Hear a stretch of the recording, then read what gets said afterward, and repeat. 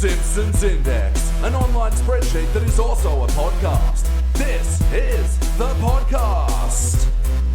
Coming at you from the dank in Newtown, this is the Simpsons Index, episode 48. Hello, I am your host, Elliot J. O'Neill. And joining me in the dank tonight is... Jordan. And... She had style, she had flair, she was there. That's how she became entirely unsuccessful. and topless. And finally... And fat. and finally... Hello, Mr. Simpson. I'm Carl. Ooh, I got my ASMR tinglers tingling. Carl.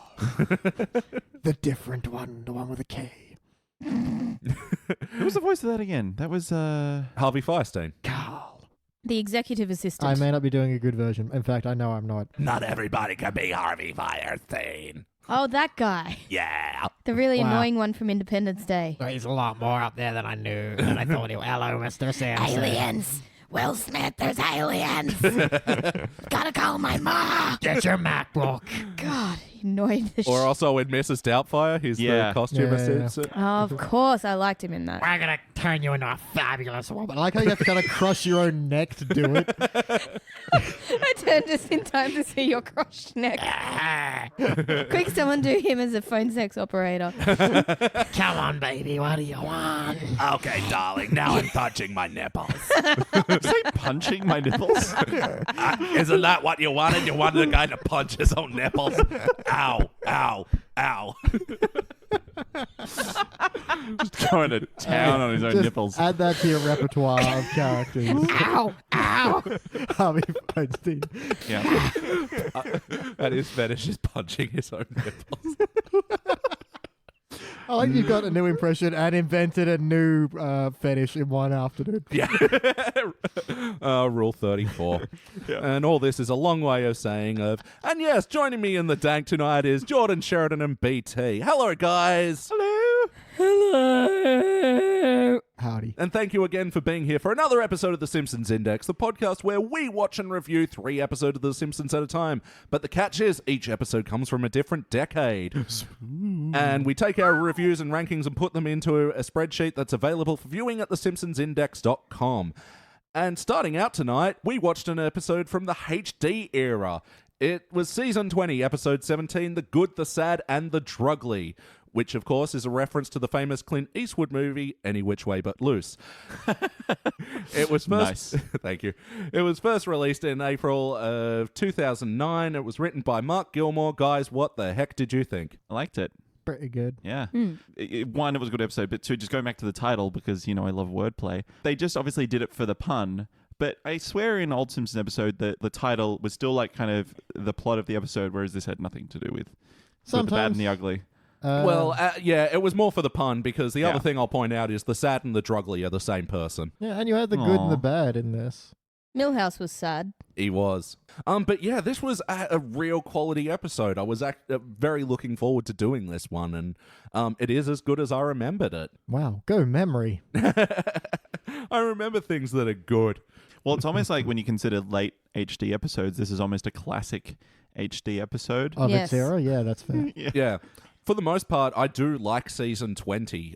This was the one that was fast-tracked to DVD in around 2009, so it was actually the first time I'd seen any new Simpsons for a while when I bought it, and yeah, this episode as well just stuck out from an already pretty good season.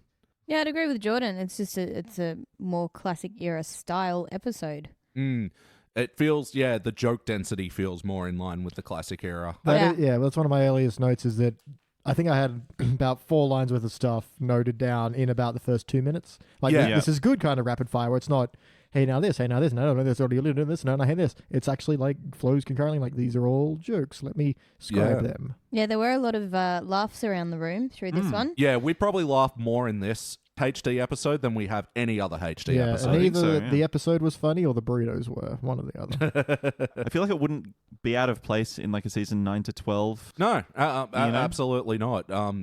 Post-classic sort of, still good, but era. But yeah, like some problems creeping in, but still pretty good. Quick fire, bunch of different like quick gags at the start to try to get you interested. Get you interested. And then have an A and a B plot, which kind of come together at some point. And it's like it followed the formula perfectly, and it did really well as a result. And it had structure. I mean, the number of the HD episodes we watched that aren't structured are all these things. It's over. Yeah. You're like, And then Homer does this, and then Homer does this, and the Bart does something. No, it was a pretty sort of solid story that branched jokes off of it. I think the one thing that might distinguish it from, say, a season 9 to 12 is just the darkness of some of the material. I think in those earlier days, you wouldn't have a story about Lisa on drugs, for example. No. You wouldn't have, Homer being characterized as mentally ill. Like those things happened much later. You definitely wouldn't have Wiggum getting shot and bleeding out on the sidewalk. Yeah, that's right. It was that. a little bit more mature than, say, those earlier episodes, but otherwise it would have fit in perfectly. Although, one was Focusing. Season 12. Oh, there you go. Yeah, Bart's been on drugs before, but that was Ritalin quota. The ADD episode. Yep. Yeah, I want to make a list of all the Simpsons drugs. Focus in, ignore it all. And Nappian. Nappian, yep, that's Flintstones chewable morphine. Morphine, OJ, Lobo. So let's do a questionnaire. So storyline, it was an A and a B story. So the A story was... Bart has pulled a prank, and then Milhouse takes the fall for him, but he promises he'll meet up with Milhouse every day while he's under house arrest, effectively, for some reason, come to think of it, while he's suspended. Well, I guess his dad, that was his thing, like he's grounded, you're going to stay at home with me because I'm a useless piece of shit, Kirk. Yep, but instead he falls in love with a young woman. Aww. Sparks, they fly, rose petals, they fall, but she's only into the good boys, so he's got to pretend to be good. Yep. It's almost the Jessica episode. Jessica Lovejoy. Yeah, true. And in the B story, Lisa becoming depressed with what the future will hold in about 50 years, climate change and all the rest, gets massively depressed, so they decide to put her on antidepressants, and she's obviously taking something super strong because she's seeing a lot of trippy shit. So let's just talk about the Lisa storyline briefly. Yep. Now, we touched on the whole Wiggum getting shot out the front of the Simpsons home thing. And then just bleeding smiley faces, and it's kind of like, that's weirdly hardcore for a Wiggum bit. Saying officer down, like quite desperately. Yeah, like he said that before when he's like fallen off his chair. That's funny. This is a little bit. Yeah, he might actually die. Yeah. Basically, anything dark that happens is replaced by smileys. So it does get pretty dark for a second there, where the town drunk, i.e. Barney, vomiting smileys all over the footpath. But then the tree getting cut down and it like spraying like an arterial... That didn't make sense. Like just blood, but it's just smiley faces. Yeah. And then there was just the smoke coming out of the nuclear power plant. Yeah, it was the all smoke smiley stacks. faces. It was...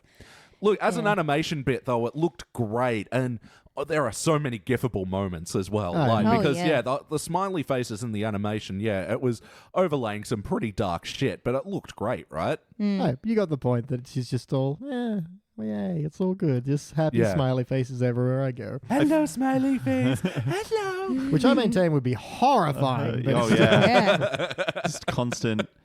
Oh, one thing I picked up on animation-wise is Lisa has a bit of a mental breakdown in front of the class when she has to present about what the Earth is going to be like in 50 years. Yeah. And I noticed the way they managed to make her look like she'd been awake all night and had crawled out of a ditch is these 3 tiny little lines in 3 triangles that make up her hair. Yeah, to make her look frayed and frazzled. Oh, yeah. Yeah, and they do the same thing. They've done the same thing to Homer in the past. The 2 slight lines under the eyes as well. That just makes her look completely rat shit all over. The ruffled hair, the eye bags. And it's such a simple animation change.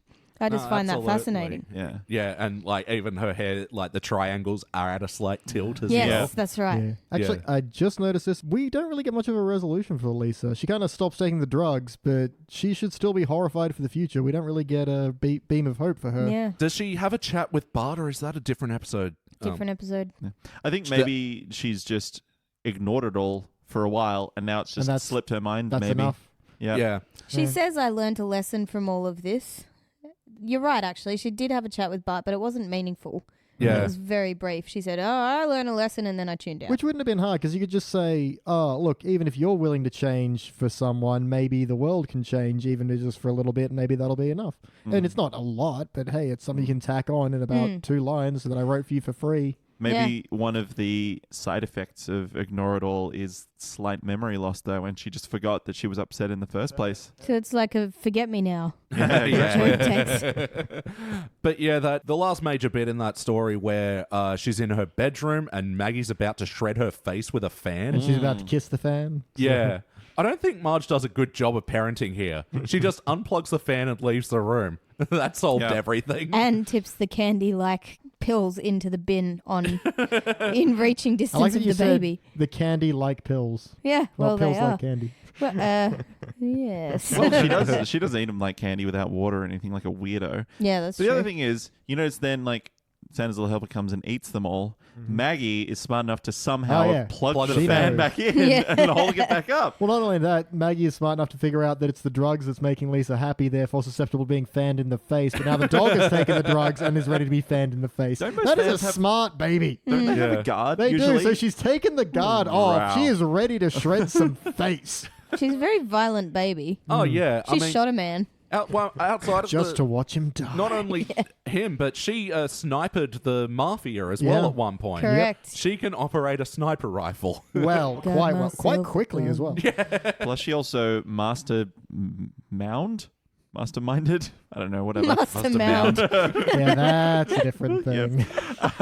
Urban Dictionary. That whole Great Escape sequence when she's Yeah. in the daycare and they get all the binkies or whatever Yeah. and all of that shit. She's a sharp, dangerous baby. Yeah, so you don't want to fuck with Maggie. I'll tell you what, you'll die. And so in the Bart storyline, got some thoughts on how that story played out? I thought it was all like watching dominoes. Like, I thought it played out really well. It was very good. It was you kind of knew that was going to be the plot line because he's all like, "Oh, I'll visit you every day, Millhouse," and then you don't see Millhouse for a while. Yeah. But and I kind of surprised they didn't bring it up earlier. But then I'm like, no, it actually makes sense. Let us forget as an audience. I felt that was the effect that the episode had, that I had forgotten that Millhouse was even a part of it by then. It wasn't until the doorbell rang right. and I was like, oh shit, that's totally going to be Who Millhouse. could that be? Yeah. And then later on when he's buying the roses and you don't see who he's talking to, I'm like, well, that's Millhouse too. Yeah. It did make you forget. Like, Yeah, it weaved around enough that you sort of took your mind elsewhere. I thought that storyline, well, it did work really well. It was basically just the perfect support for a whole bunch of rapid fire jokes through the entire Bart storyline. Yeah. I was just reading through my notes and going, that was funny, that was funny, that was funny, that was funny. And they're all in the Bart story, one after another. Yeah. That's all. So in it's my almost notes like too. the storyline was just convenient to support all of these jokes. Yeah. And that's really what it should be. It should be a story that you're not really questioning the logic of it, which is what we're doing with a lot of these HD episodes. Well, you're just happy to go with the flow. So Yeah. you got your early laughs in, and then because like you said, everything kind of flows like dominoes, because dominoes flow, Ben. Then they do when you chuck them in the river. That's float. You're just kind of happy to go along with it because it's a feel good laugh a half hour. I was about to say the two bits that we just talked about, the Lisa storyline and the Millhouse bit, was probably only about a quarter of the episode each, and the most part was really just about Bart and his relationship and his changing ways and how he wants to try and be good for this girl and everything else. And I think that was actually quite a nice story to spend time with. Yeah, absolutely. Simple things like Bart, going to wash the dishes and like, Mum, can you just tell her that this is the sort of thing I do? Yeah. Or like going, oh man, this is setting the table. If it had been that easy, I would have done it for years, Yeah, that chick was a major hypocrite. Oh, Jenny, you didn't like Jenny? By the way, played by the incomparable Annie Hathaways. Annie Hathaways. Do you have any comments you'd like to say about Annie Hathaways? You just want to say Annie Hathaways? How do you feel about Annie Hathaways? I like the Annie Hathaways. Why is everyone looking at me? You sound like you've got some You things look to like say. you want to say something about her. Oh, big mouth Hathaway. That just makes you sound kind of affectionate for her, like you at the point in your relationship where you can rib each other. She's like, "How's it going? Topless and fat?" You're like, "Not too bad, big mouth." I don't know. I can only imagine her and Julia Roberts having a child and how horrifying that would be. It's just, It would be all mouth. wow. Or more like genetically possible Mick Jagger or something. Yeah. Oh my God, Annie Hathaways and Mick Jagger's kid, that would be, a mouth on feet. No, what about, Jesus. her Man and Steven Jaggaway. Tyler, so it's like the massive mouth, then with the giant lips as well. Actually, just a giant walking Rolling Stones logo. So anyway, you were saying Jenny's a hypocrite. Yeah, Jenny is a hypocrite. I mean, I suppose It would probably annoy me a bit more if they made her out to be a Christian, but they didn't. It wasn't like a church-going good girl. It was just a good girl. Who goes to church, coincidentally. Does she? Yeah. Well, I mean, I yeah, didn't pick up on that. Church bake sale, whatever. Well, because No, yeah, everyone goes to that. There's food. But Bart also tries to True. impress her by talking about Jesus, and she kind of like responds Oh, to okay, it. So, so I it's alluded figured to. she was just It's she was alluded to- Christian, but it's not her defining Well, in that feature. case, it's even more annoying, and it proves my point. Because if she truly cared about people being good, Bart was showing that he's redeemable. He's saying, look, I've been bad in the past, but I'm ready to change, and you've done that. That is the Christian way. And she's gone, actually, fuck you. He's like Barabbas. No, Hypocrite. actually, I did like the animation of her face as he's like, please, will you take me back? And Yes. she smiles, but then she frowns. Yeah. And then it cuts to Bart crying. And you think, oh, she's going to... And then they go the other way. Oh, and this was one of my favourite parts, actually, when I think, he's crying his eyes out, and then Marge goes, well, at least you'll always have your family. And he goes, And then Homer joins in and is like, I know. Yeah, so that's part because you could see that joke coming, but I didn't see the Homer follow up. Yeah. And just like sympathizing. I know, how bad is it? It's awful. Also, So she's awful. a shit person because she only brings like one cookie per old person.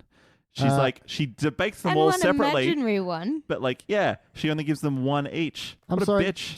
Jordan. How many cookies have you baked for old people? 0. But when I cook cookies for anyone, I at least make 12. Yeah, if you I know? was going to. How many cookies do you think an old person is allowed to have? Like, You know what? If you're 80, eat whatever the fuck you That's want. right. Don't tell me what to do when I'm 80. You've had a good innings. Like, Yeah. don't worry about I'm like, already oh, I better. topless and fat.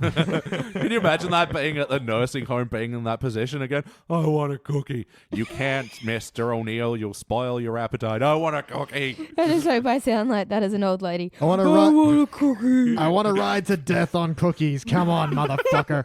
It's that Seinfeld bit about like, I'm old enough to know that Yeah. my appetite will come back. So fuck you. Hand it over. So play count. How many times do you think you've seen this episode? This is my very first. Oh, really? Oh. Thrice? Yeah? I think I've seen it once, but feel free to correct me. I can't. Correct Jordan in the You're comments. wrong. Yeah. At J Frost on Twitter. Yeah, I've seen Close. this so many times. I really love this episode. Talk about sorry. Did this, It did. Feel. no, I almost went. Did this memories? Like that's the words that my brain wanted to say, and I had to just stop myself. I want to start I using never that know. as like a serious question. Just sit down. So you've come in for this interview. Did this memories? Hey, Elliot. Did this memories? Did this memories? Anyway, did this feel like an episode of The Simpsons? Yes. Yeah, everyone's Yes. on point. It all flows naturally, and Bart does something for a girl. We've seen that a few times. Lisa has trouble coping with the world. We've seen that. Yeah, and this is your classic, the characters, they're not behaving like themselves. They're just sort of going Yeah. to the edge of their character, but they still feel like their characters. Yeah, and that's the plot. It's not they're behaving differently because someone else's plot is happening. It's there's reason for it. Yeah, the one exception to that I would say is Homer, who is grossly over-exaggerated in this episode, which True. makes it really funny. Grossly over-exaggerated? Yeah, when he starts to fight with Over-exaggerated. himself in the Yeah. reflection of the pond. Yeah. He's a bit more special than he Yeah. usually is. When although him smacking the fly with his face, I can totally see. Oh, yeah. Yeah, that's less a dumb thing and more him prioritizing food, I feel. Yeah, exactly. And Chicken also in one hand, corn in the other. May as well just headbutt the fly. I Man, feel like if this was season 27 or 8, he would have like shards of plate in his Yeah. forehead or something like Yeah, that, true. and blood. Yeah. Well, they could have done that and smiley faces poured out onto Oh, the plate or God. something. I liked him tasting the gravy like Oh, wine in the wine swirling glass. it. Yeah. Yeah, loved all that stuff. But the puddle thing, Family Guy have done that as well, and I'm curious to know which one was first. I'll read up on that and I'll do a corrections index later on. So talk about the wackiness of this episode. Bart made a dolphin swim in 7-Up, Yeah, that's Yeah. but pretty wacky. that's alleged. They unscrewed every single screw in the school. Yeah, and no one noticed and nothing. Until- And nothing fell down until the right moment. Yeah. Yeah. yeah. But yeah, I feel like you can forgive it because that whole unscrewing Ah, yeah. section was a great way to open the episode. I just love how Ralph's sandwich collapses. It's Just like the middle Yeah. third of it just drops out. Yeah. You're like, what the hell? the desks are breaking and the bell's breaking, and then Ralph's sandwich just The hidden implication is that like Chief Wiggum makes his sandwiches by screwing them in. I really loved the Willy bits as well. Yeah, where love all the Willies. letters are kind of coming off and hitting him, and then the ends form like Zs. Yeah, because while he's he's unconscious. comatose. Oh, and then where's the Y? It's right here in my head. Although the sign says Springfield Elementary School, right? Yeah. There's only 2 N's in that phrase. So where'd the third one come from for Z? That's the Jordan's anal corner. I'm sorry. Oh. They've spelt school with a Z. School. School. Yeah. Education system's awful. But also Willie's other bit with the where he's like, you think he's making up a fake girlfriend when Bart's like, hey, I got a girlfriend. Yeah, I do too. She's a Swedish bikini model.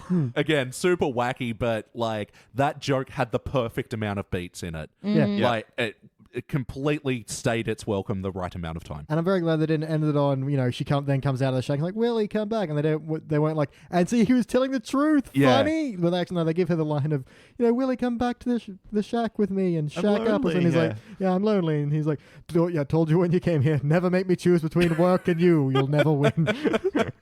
That's a kind of just, he must be so thankful for his job, but then so appreciative, but just, I don't understand Willie at all. I don't understand his It's a complicated motivation. man. Yeah. I don't think this was intentional wackiness, but Milhouse's head is huge.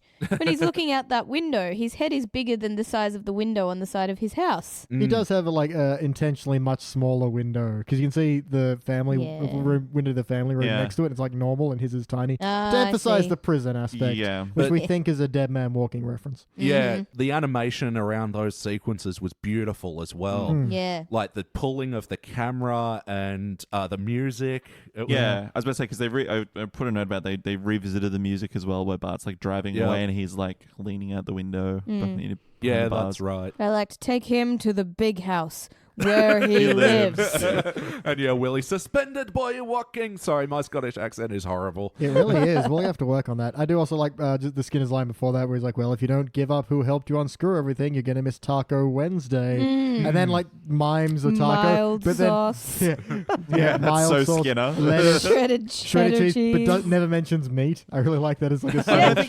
think he said it right at the end. I thought He said something about shredded beef. cheese. Oh, Yeah. yeah. Beef at the end. So Okay, they're my like, bad. the very subtle joke of they don't have enough money for meat, but you can have everything else in a taco. Oh, there we go. I love how brave Milhouse is as well, because Crushing up the invisible taco in the face of throwing the it authority. that, but also just before that, where he's like, "You're gonna get a week's detention." He goes, "A nickel," and like because it's 5 because it's 5 days. Yeah. And it's like, Milhouse standing up for himself. I know, That's it's not rare, but it's something that good. you see very often, but it's cool. True. Yeah.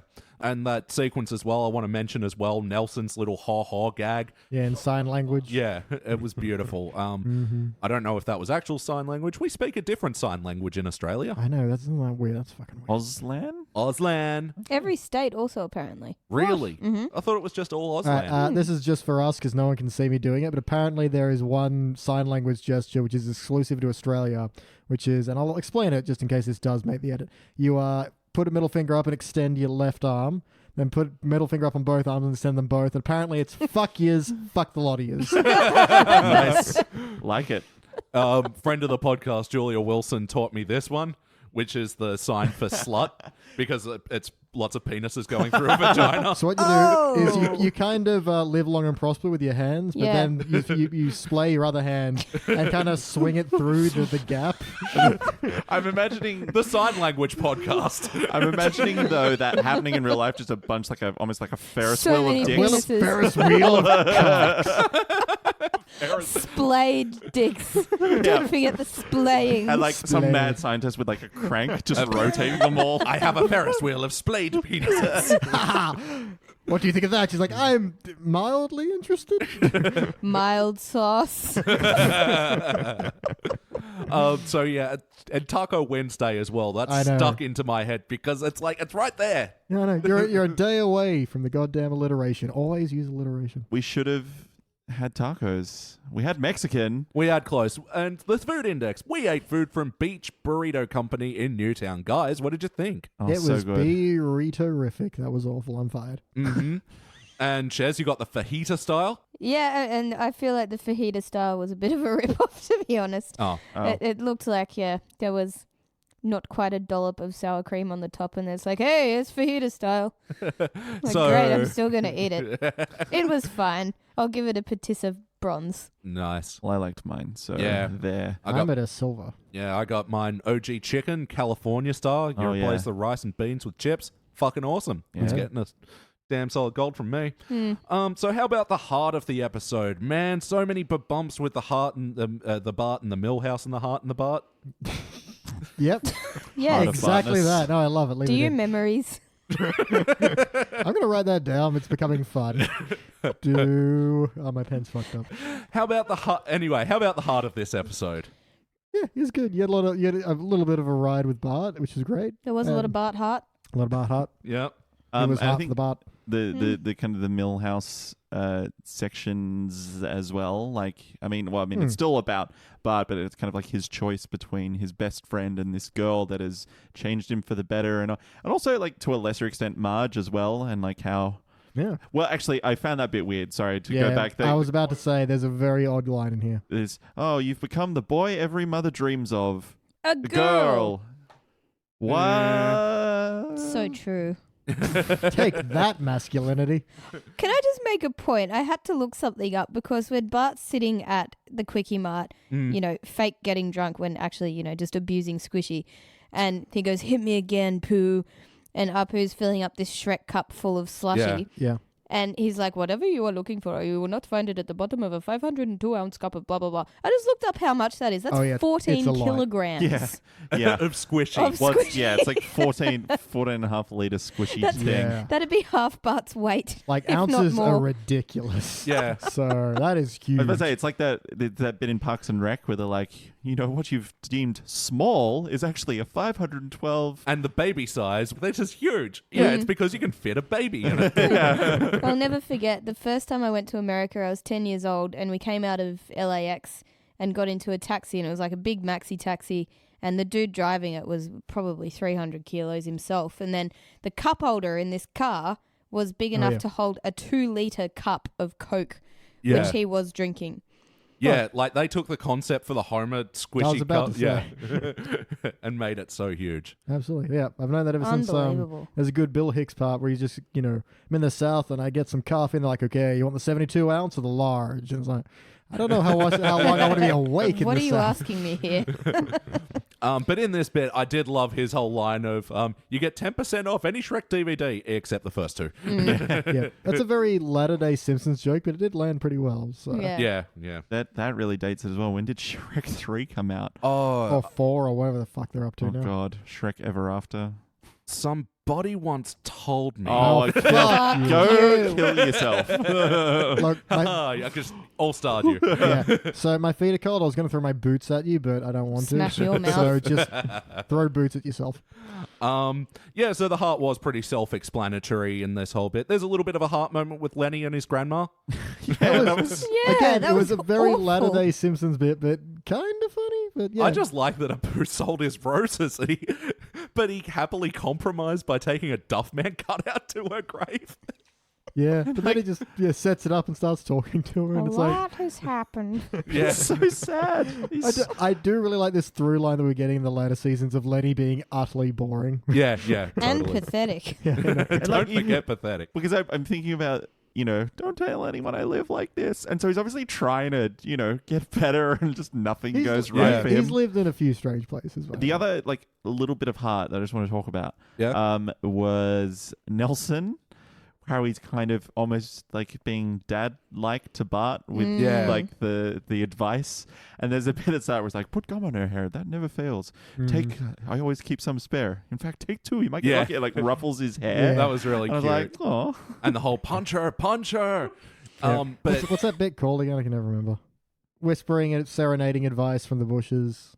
Like sometimes you're in a Serenader. cafe and you've got the secret earpiece. Yeah, it's Sereno Oh. something. Wouldn't Is that a know. word? Is there a word for it? No, it's like a famous bit from a play. That's what everyone's essentially doing. Yeah, it's Oh. Shakespeare. Yeah. Is it? Yeah, Oh, which well, something one? like that. Oh. Yeah. Oh, Googling on the Simpsons back index. before they had Bluetooth earpieces, they had bushes. People hiding them and just being like, just say this, idiot. Literary device, person hiding in bushes, Shakespeare. Surely that will bring it up. But yeah, really, Nelson's crouched and he's just like, Now remember, if you like her, punch her. And if you really like her, stick some gum in her hair. Yeah. And they really bring it back in a cute way at the end where they do the false lead. You think Bart's apologizing to Jenny. He's actually apologizing to Milhouse. Yep. And then they reconcile. And then, yeah, in the bushes, Nelson's like, punch him. And it's such the cutest little punch on the shoulder. Yeah. It's so cute. I do love how he just like emerges though, and then like disappears back down into it, just never to be seen again. Very, or is it over here? Yeah. So, yes or no, would you watch this episode again? Yeah, absolutely. Yes, indeed. Indeed. Totally. We're going to watch it again. We'll put it in a playlist. What playlist does this belong into? Bart and Milhouse heart moments, definitely. Yeah. It's Bart girlfriends. Bart's girlfriend. Yeah, Bart girlfriends. chasing girls. Yep. Drugs episodes. Yeah. Pair this up with the focus in and Homer smoking pot. That'd be Lisa a good- pessimism. Yeah, Or sure. Lisa losing her way. Yeah. Put that with when she becomes a bad kid. The separate vocations episode. Yeah, that'd be a great one. I'd put it with Skinner and the Superintendent episodes as Yeah. well, because we forgot to mention that he thinks these are regular hush puppies. But yeah, these I are love this. This is a great parallel. shush mutts.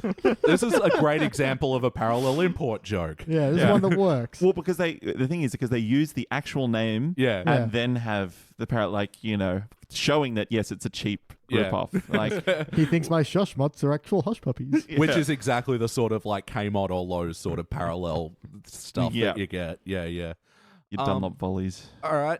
So any other things you want to mention about the episode? I want to talk about the ducks. Yeah. Why don't you Please talk do. about the ducks?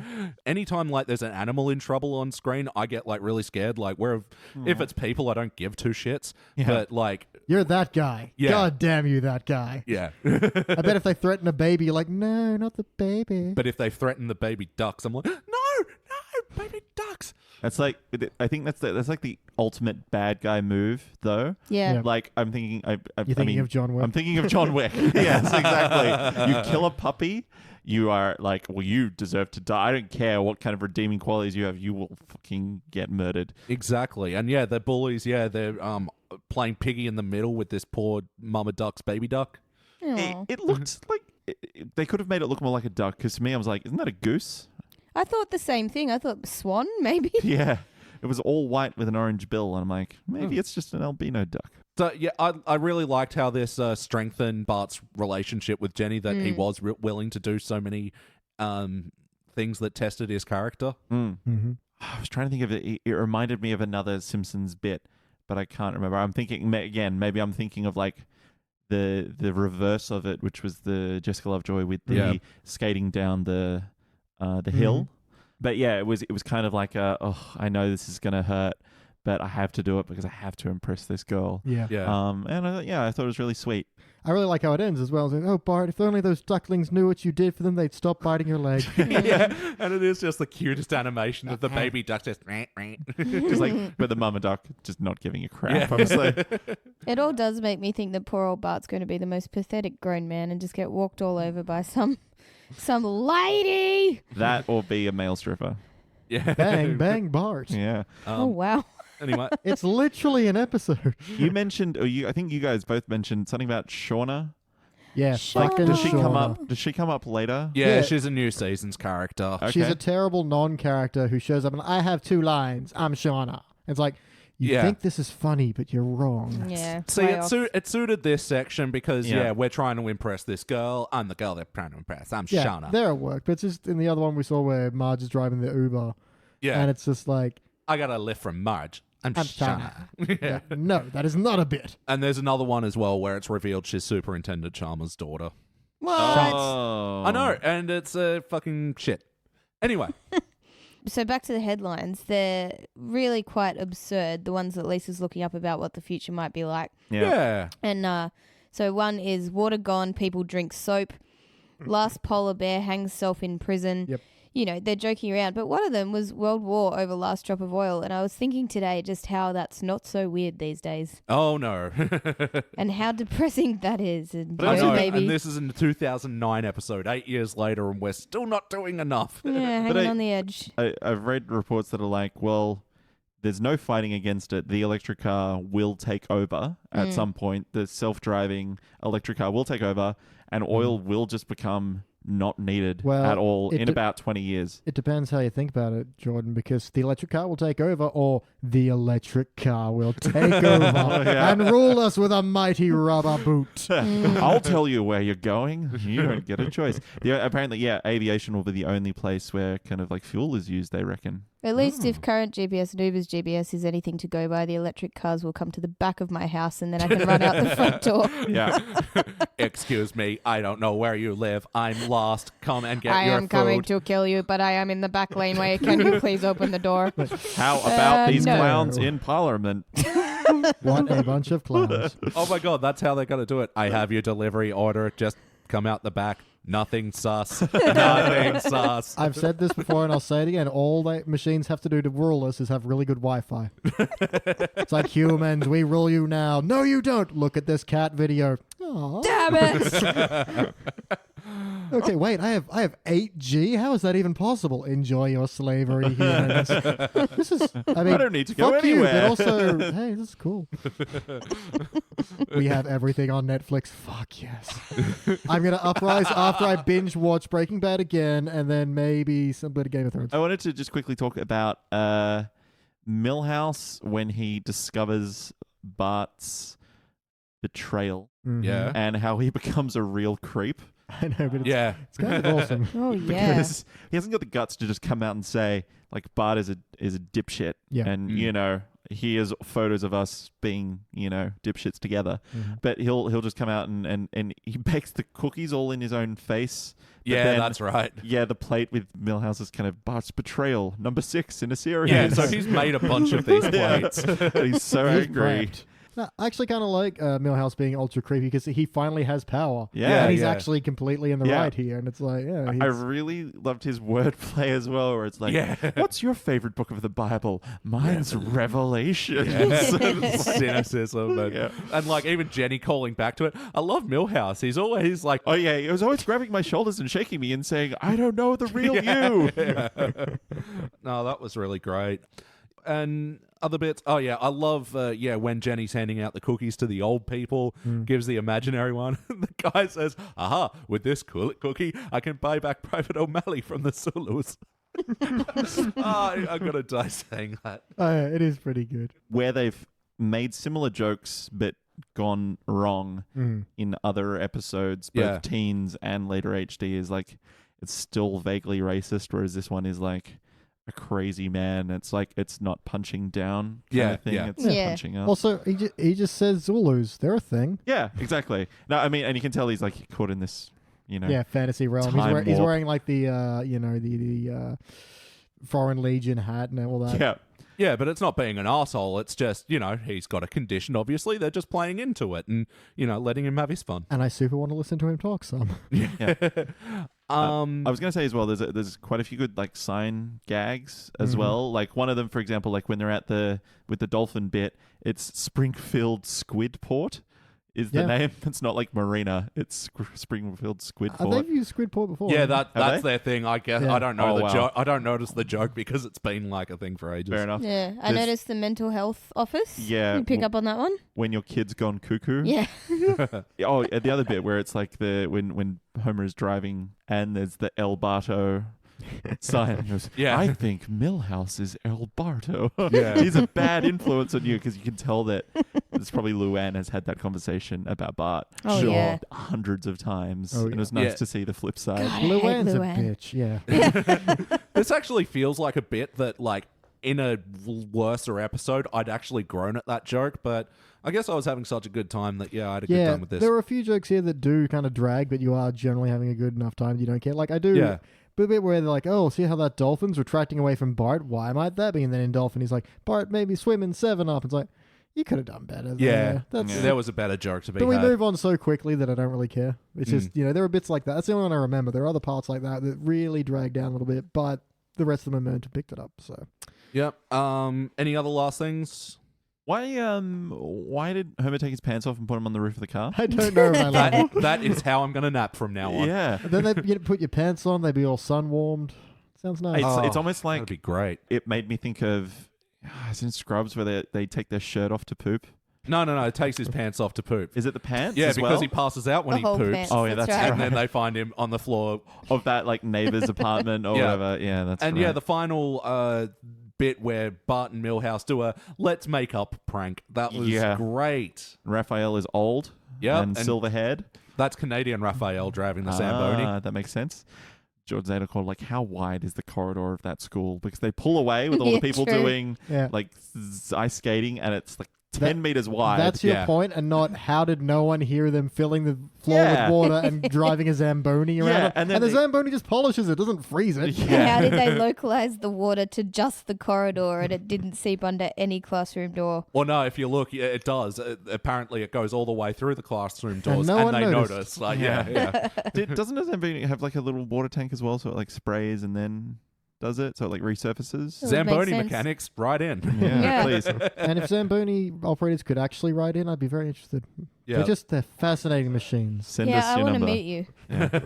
Well, yeah, hard to find one in Australia, definitely. Yeah. I'm just wondering now, and it's going to bug me. Well, not bug me. It's going to fascinate me for a while. Do Zamboni operators watch movies and go, "Well, that's not how it works"? Like when they're watching Deadpool, all and go, wrong. "Do you know you can't even kill someone with a Zamboni? That's ridiculous." Believe me, I've tried.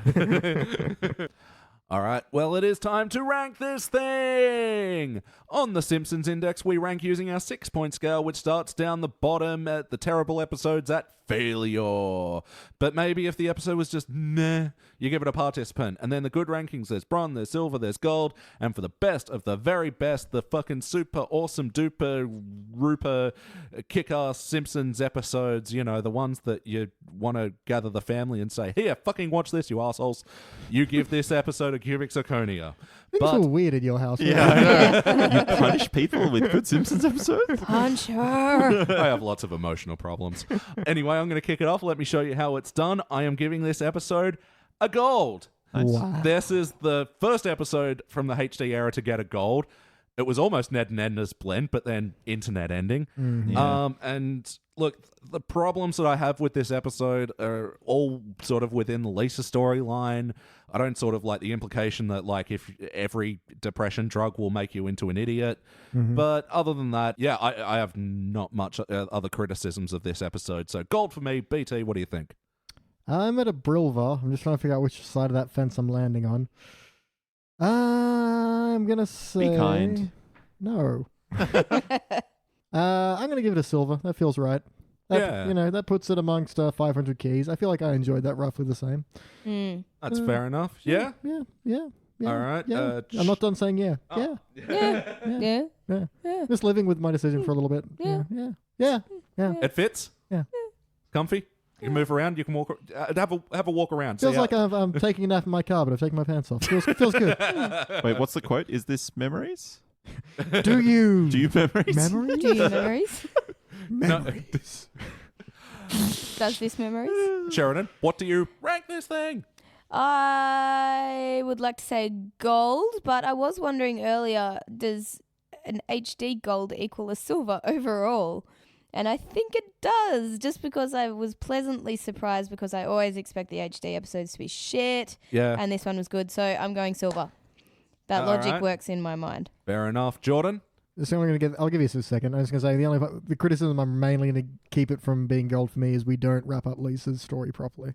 Yes. That actually, Correct. now since I've thought of it, it's bothering me a lot more. So Yeah, I concur. The reason it isn't a cubic zirconia for me is because of the Lisa storyline. Before you stupid people started talking, I was sitting at a gold, but now I'm like, did I just enjoy it because I was, I've got other things to compare it to that are way worse. You better decide, because I'm about to eat my burrito in the microphone. Okay. All right. Fuck it. I'm going to give it gold. I did like it. I love that you could just lean away from it, and yet you're not. I like it. Yeah, look, I'm going to give it a gold because I laughed out loud a few times. And I think it's not cubic for me, but yeah, it was good enough for gold. Yep. All right, cool. Well, that overall equals a dull gold, and this will be our highest ranked episode of the HD era so far. Yes. It has beaten out that place previously held by 500 Tide, 500 keys and the Nedliest Catch. Mm-hmm. And it joins such episode as Homer versus Lisa and the Eighth Commandment, Nice. Selma's Choice, Homer to the Max, and Simple Simpson. We should have ranked Home to the Max more higher. It's a great episode. So now that's it for our HD episode. We're going back to the Awkward Teens, and we are going to watch an episode from season 10 called Monty Can't Buy Me Love. I like this one. How awkward is it? It's so awkward, it doesn't know how to finish it.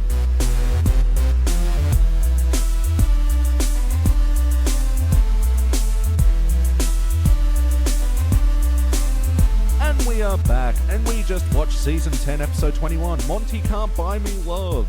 This was first released in May of 99, and it was written by everybody's favourite John Swartzwelder. Mm-hmm. In this episode, becoming jealous of the love and adulation that fellow billionaire Arthur Fortune has, Mr. Burns goes on a tirade or a something, a quest for love, and he enlists Homer's help, and it takes him all the way out to Scotland where they kidnap the Loch Ness Monster. Guys, what did you think? Spectacular. Yeah, it was Wouldn't pretty go good. that far, it's alright.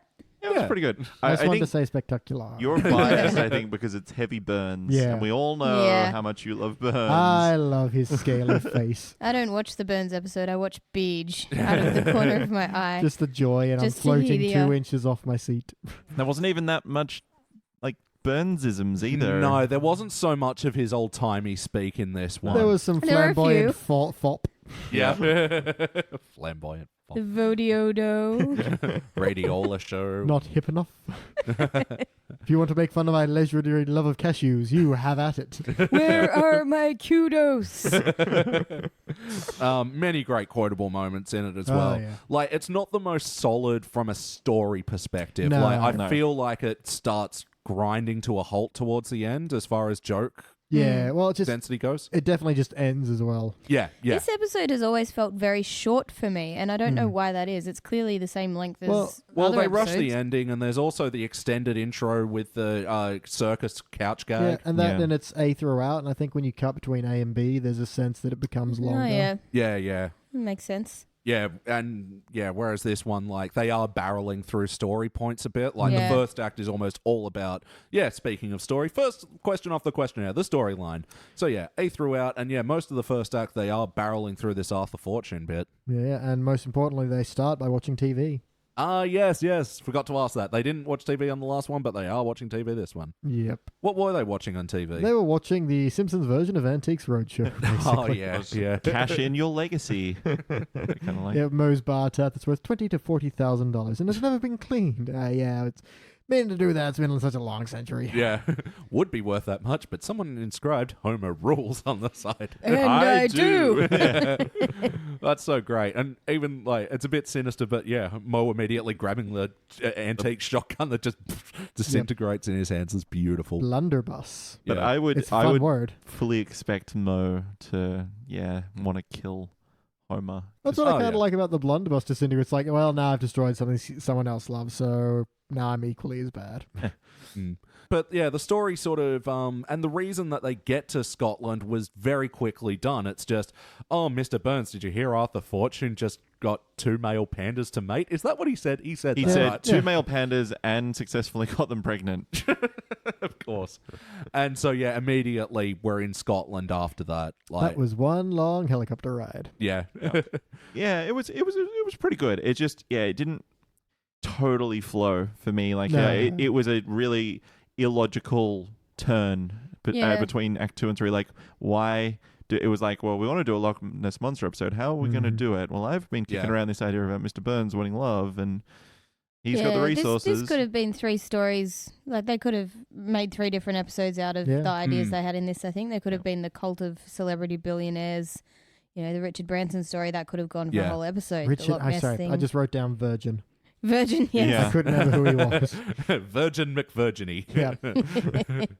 But then they could have done a Loch Ness Monster story to stretched it out, and Willie could have played a bigger part, I feel. Yeah. I did think it was weird that they actually showed the Loch Ness Monster. Yeah, they actually basically had it. And he also kind of changes sizes a fair bit. Yeah, that's true. Yeah, he does. Like, his scale is very Ang Lee Hulk, I want to say. That is a fair way to put it. Yeah, but I mean, it was fine. It was the story was more serviceable than it was good. Like, I don't think it was bad necessarily, but yeah, like I said, it did sort of slow down. Well, it's one of towards those the end. stories that's there for the jokes. Yeah. It was a vehicle for some like one-off sight gags and little exchanges. Yep. And the rest of the story wasn't really given to much, which was weird because what seasons was John Swartzwelder writing to and from? His last episode was in season 15. Okay. Before he left to write the book, The Time Machine did it, and the whole series of book based around that. Guys, go out and get them. They're so fucking funny. Okay. I thought you were about to say, and they were really disappointing, and I was going to go, No. But yeah, that you can hear you can get his influence in some of the little exchanges, like the whole Scottish bit with like the talking between the locals and everything. Like I feel that was like him. And there was lots of great sort of John Swartzwelder style callback jokes, like with the cattle prodding of Flanders. Like, yeah, that was really great how they brought that back. And even Homer's simple, "Oh, Earth of Fortune," sort of returning to that. Yeah. I was going to say just quickly about the cattle prod. I did love when Mr. Burns is first going through the crowd and he's cattle prodding people out of the way. He gets a couple of people, but he picks some of the worst people to electrocute. Like he picks Agnes Skinner, and he picks Krusty as well, like old person, guy with a pacemaker. He's got to kill someone, Mr. Burns. Not that he gives a shit. I like the noise Agnes makes when she gets prodded. No, Tress MacNeille's screams are awesome. So did this feel like an episode of The Simpsons? Most definitely. Like, I wouldn't say the characters are off point. Like, again, this is callback to what we were saying in the other episode of just, like, Mr. Burns pushing the boundaries of his character, not breaking character. He gets to a place where he's uncomfortable being hated, naturally, and then decides to develop on that, and we get a conclusion where he's like, well, to be loved, you have to do stuff every day. To be hated, you don't have to do squat. It's like, that's a Homer line that I want on a bumper sticker. And I adore his follow-up of, you know what? I'm a bitter old coot, and that fits me like a Speedo. Hate to see him in a Speedo. It's such a funny line. Look, we spend the majority of the time really with Homer and Burns. Oh, There's not really any other characters that we really kind of delve into. But like, at the start with Marge trying to motivate people to do something rather than just sit in front of the TV, and that that feels right for them. And then the kids just being lazy. We've seen that many, many times before. And I guess you have a little bit of an off-character moment where Lisa's all of a sudden like, "Oh, why don't you finish your own darn sentence?"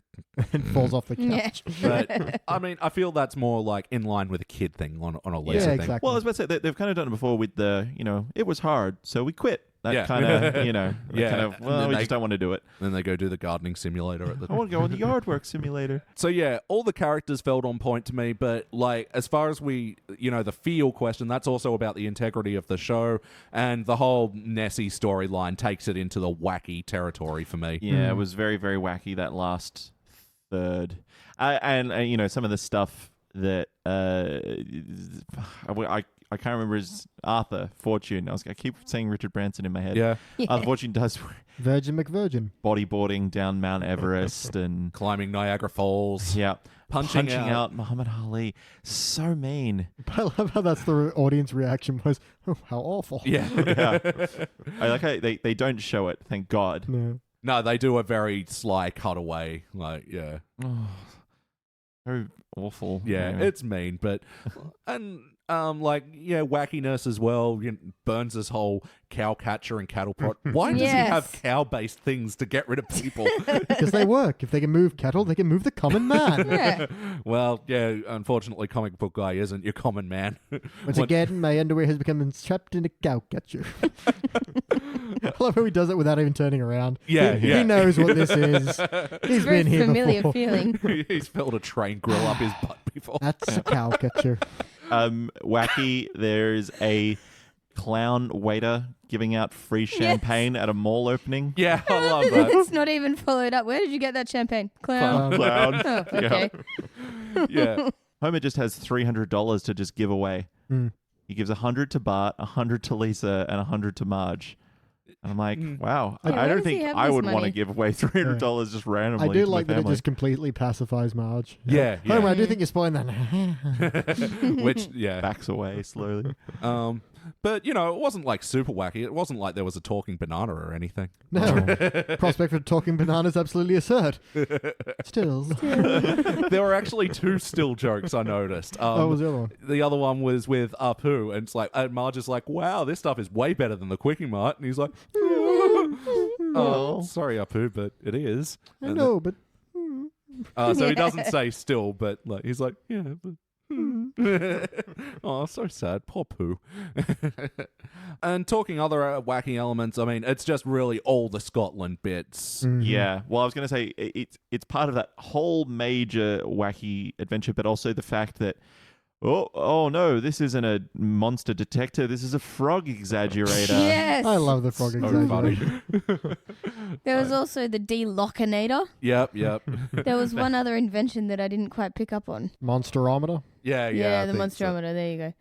But yeah, I love, he's got all these exciting gadgets that work in fantastical ways, but the delockinator is just a pump. Yeah. Oh, the pumping is hard.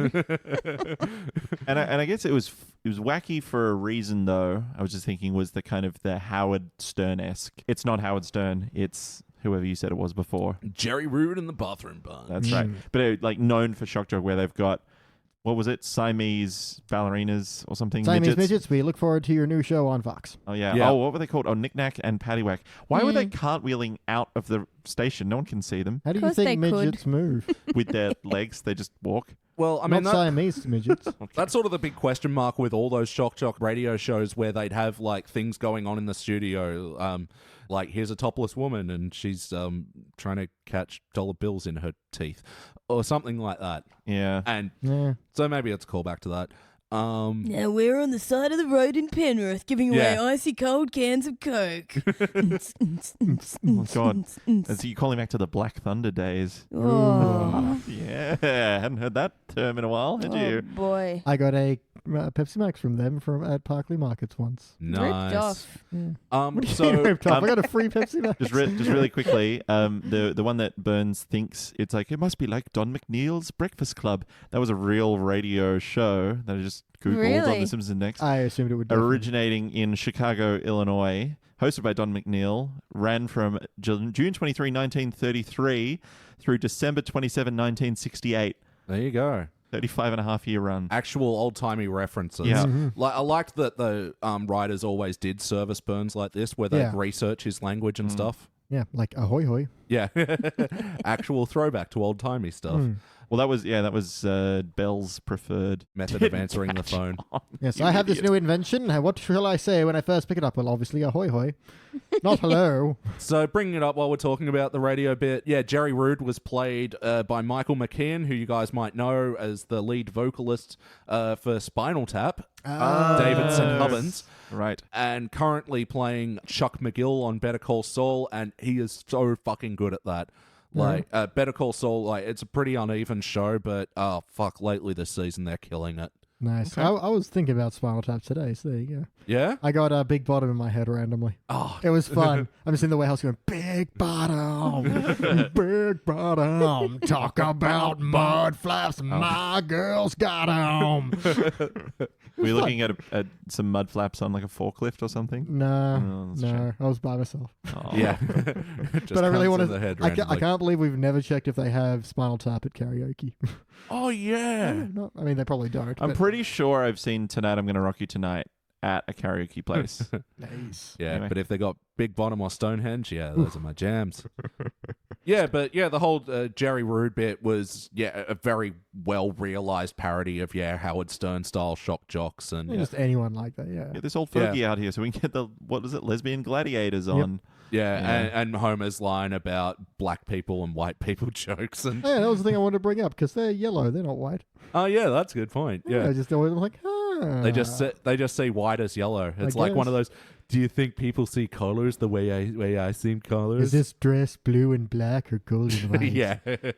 Which I know got worn out, but that was still fascinating. Well, that leads me onto a point about there were some parts in this episode that made me uncomfortable watching them now. When he says, "When was your first gay experience?" Yeah, and he starts that was talking about very... it, and he goes, "Queer," and I was like, "Ooh." No, it was pretty dated, and even Burns' whole thing, "Oh, I had a day with my father. That was a very gay day then. I had my fair share of wieners." That was like, eh.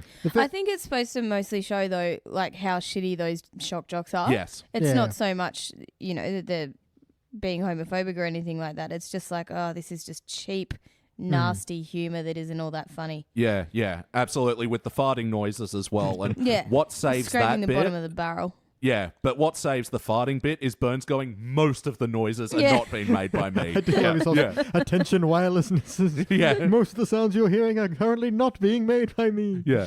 But Poor the other Burns. bit was that Why won't someone stop the farting?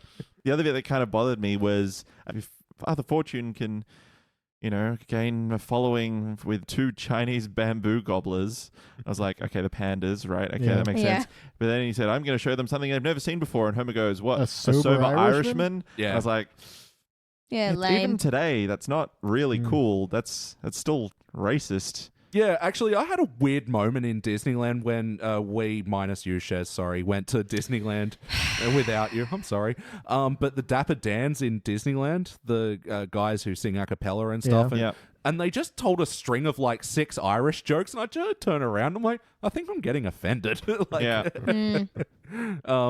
Anyway, so any other comments on the wackiness of this episode? Let me consult my notes. Homer's wearing a kilt. Oh, but he looks great in that. There's nothing wacky I love about. when he twirls. You get a little, you get a Little little bit of believe crack. I'm a size 6 or whatever. but you get a flash of his butt, and it's like pert. Maybe It that's is what quite Marge burnt. really digs on him. I guess when Mr. Burns is high on morphine, he's all la-da-da-da-da. He Yeah. should just be asleep. But I love him too much when he's like, Yeah. "Ooh, I bet you're mad." "Well, I will be when the morphine wears off, but until then..." Yeah. I liked when he hands Homer a gigantic check and Homer folds it up and Yeah. puts it into his pocket and then it expands in his pants. Yeah. That was such a good bit of animation. And I do really like, it's a great example of the anti-show don't tell, where they're like, he's like, "Well, there's the monster now, overpower him." And they're like, "No." And you're like, "Fine, I'll do it." Walks towards it, rolling up his sleeve, cut to monsters being captured. He's like, "Well, I was a little worried when he swallowed me, but, well, you know the rest."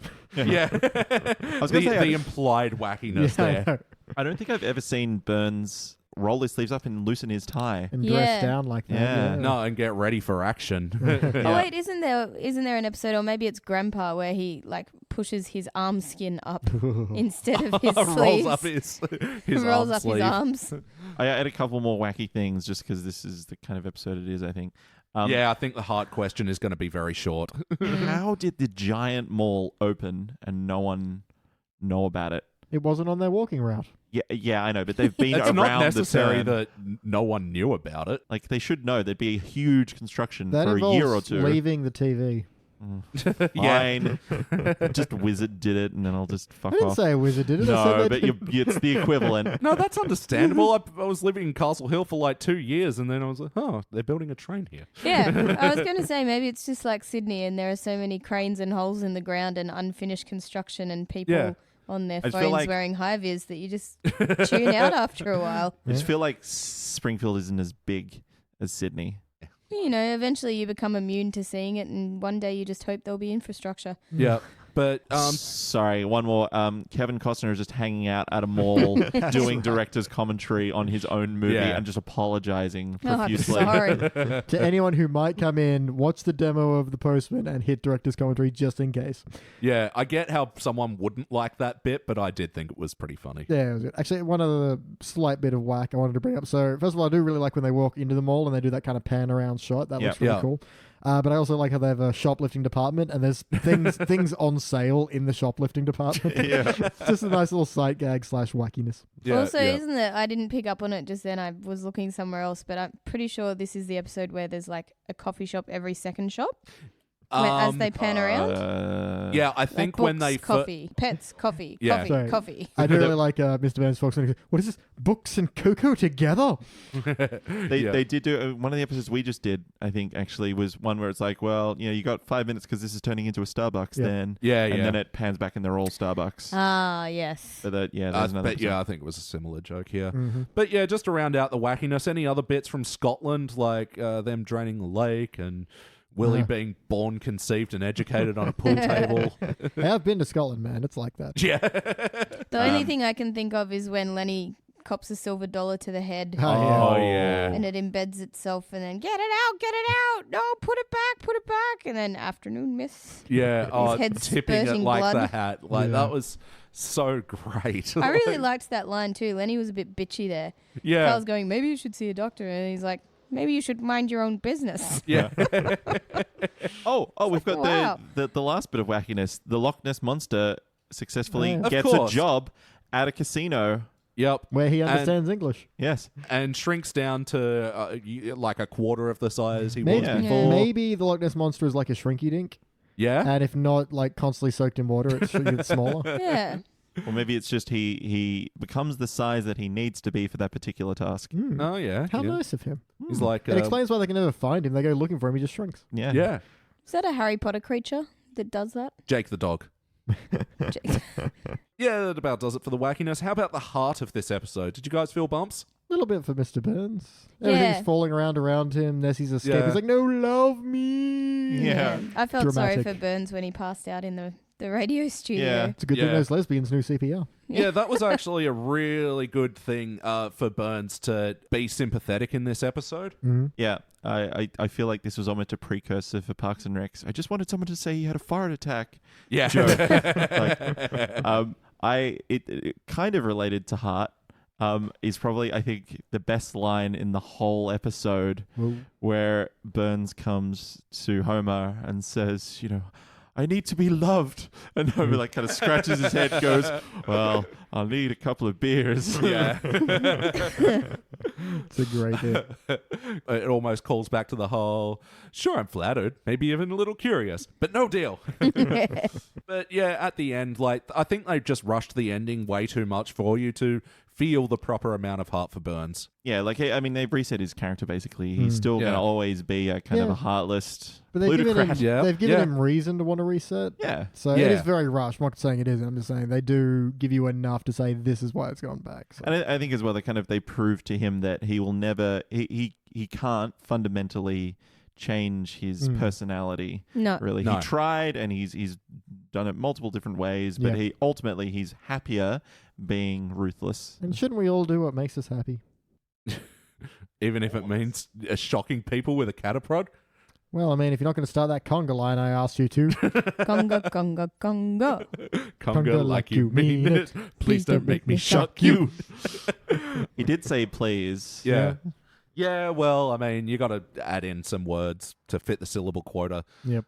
Yeah, but at the ending, I thought the reason why the ending did work was it was the classic King Kong bit, all the photos enraging the beast. But he was getting scared that it was enraging the beast, and Lockie, Nessie was just loving It's like, it. all this for little old me. Oh, but I haven't even done my hair. Oh, come on. Thank you. So, yes or no, would you watch this episode again? Yes. Yes. Yeah, sure. Yeah, I would too. If you're going to watch it again, what playlist does it go in? Burns change of heart. Shrugging Scots. Yeah. Mythical creatures. I don't know. Yeah, The Simpsons and mythical creatures. Tie it with Call of the Simpsons, where they mistake Homer for Bigfoot. Yeah. Yeah. Sure. Irritating one-off characters. I'm not a big fan of Arthur Fortune. Yeah, again, I feel like, to what you were saying about Jerry Rude being more of a parody, I feel like that's what they were doing. That's right. Just made him a little bit insufferable, Yeah. I was going to say mall openings. Put it with the Angel episode. Ah, good point. Or just mall episodes. There's a few of them. Yeah. Mr. Burns on drugs. Yep. With Tie the, this in with the X-Files ones, episode. Yeah. Does that mean that North Kiltown is right near Loch Ness then? I mean, it must. Yes. I've Yeah. often thought that myself, yeah. Nicely We know, pinpointed. Wow. Willie comes from North Kiltown. Yep. A town of like 7 people. Aye. Yeah. I loved all the bit with the Scots and I his know. parents and. So you've come home to us. Oi. I suppose you'll be leaving soon. Oi.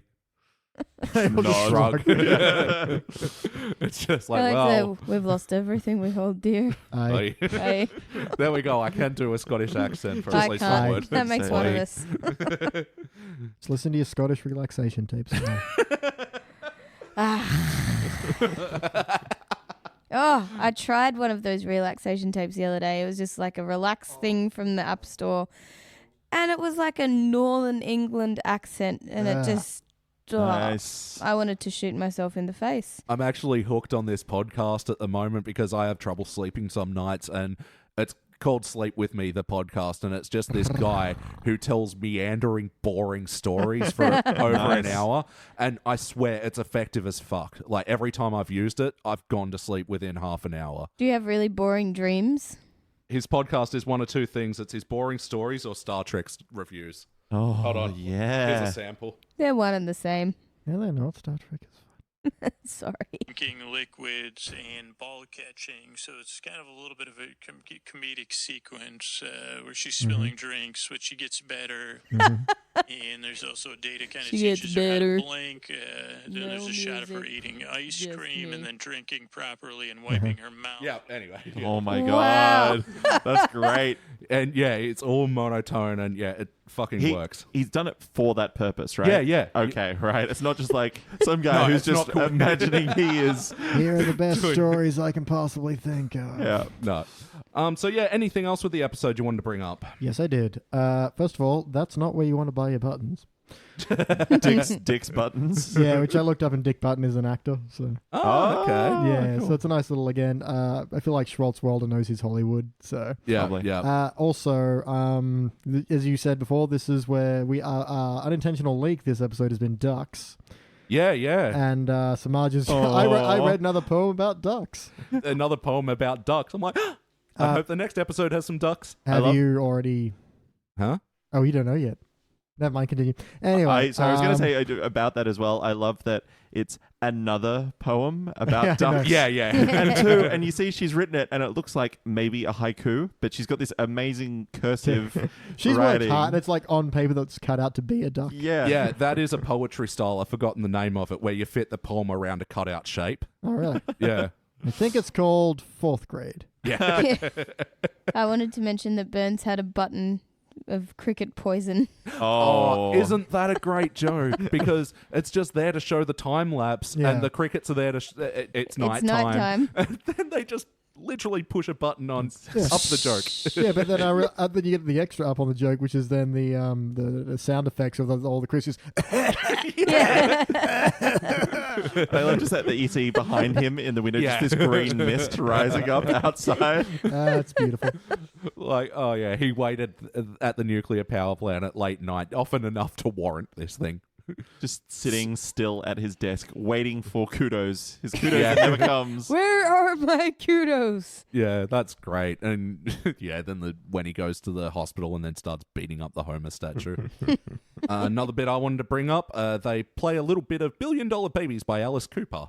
Arthur Fortune, Billion, so there you go. And Alice Cooper was my very first rock concert. Aww. Yeah, I thought you were about to say your very first crush. He's dreamy. still. Is that why you have a thing for like really heavy black eye makeup on girls? And myself. Wow. I liked Otto with his headphones on, testing out all the other headphones and going, Yeah. all these new bands ripping off Judas Priest. And he's got his own headphones on playing Living After Midnight. Oh, that's the joke. What Yep. is it? So you can hear faintly through Otto's headphones, Living After Midnight. Yeah. Who's that by? And then by Judas Judas Priest. Priest. Oh, right. And so he's forgotten to take his off because he's high. And then he's trying to put, he's listening to other bands. Right. Come on, I get have with missed the that program, every people. single time. I've not. Yeah, I've seen this episode so many times. Wait, did I forget to ask play count before? Yeah, I did. doing- Play count. 40. 40? See. Yeah, around 40 or so. Probably a couple. Yeah, definitely 47 tatey. Mm. Sorry, what was your line I before? was going to say it because I remember seeing that bit when I was younger, being like, "Papa, who is Judas Priest?"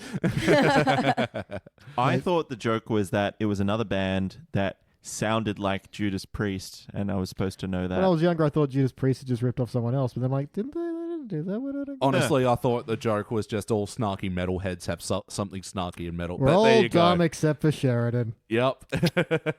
Where are my kudos? Right. Here we go. You know, I've smoked 1 million cigarettes. I've not once looked at your tits. Not once. Any other jokes you guys liked from the episode? I would like to bring up, I thought I've had everything. Money, good looks, strong, sharp teeth. Yeah. I love how he's Sharp. looking at himself in the curved glass Yeah. of his brandy glass. Yeah. So even he's still looking at that and going, "Yes, I'm still Yes. handsome." God damn. There was some fine animation going on there where like Kent was describing him as he Yeah. was like looking very Grinch-like Yeah, as well. very miserly. Where like just keeps going on, like Yeah. sitting there in their cavernous mansions, and he goes, "Bah, bah." That was great. I'll tell you about a joke I didn't like.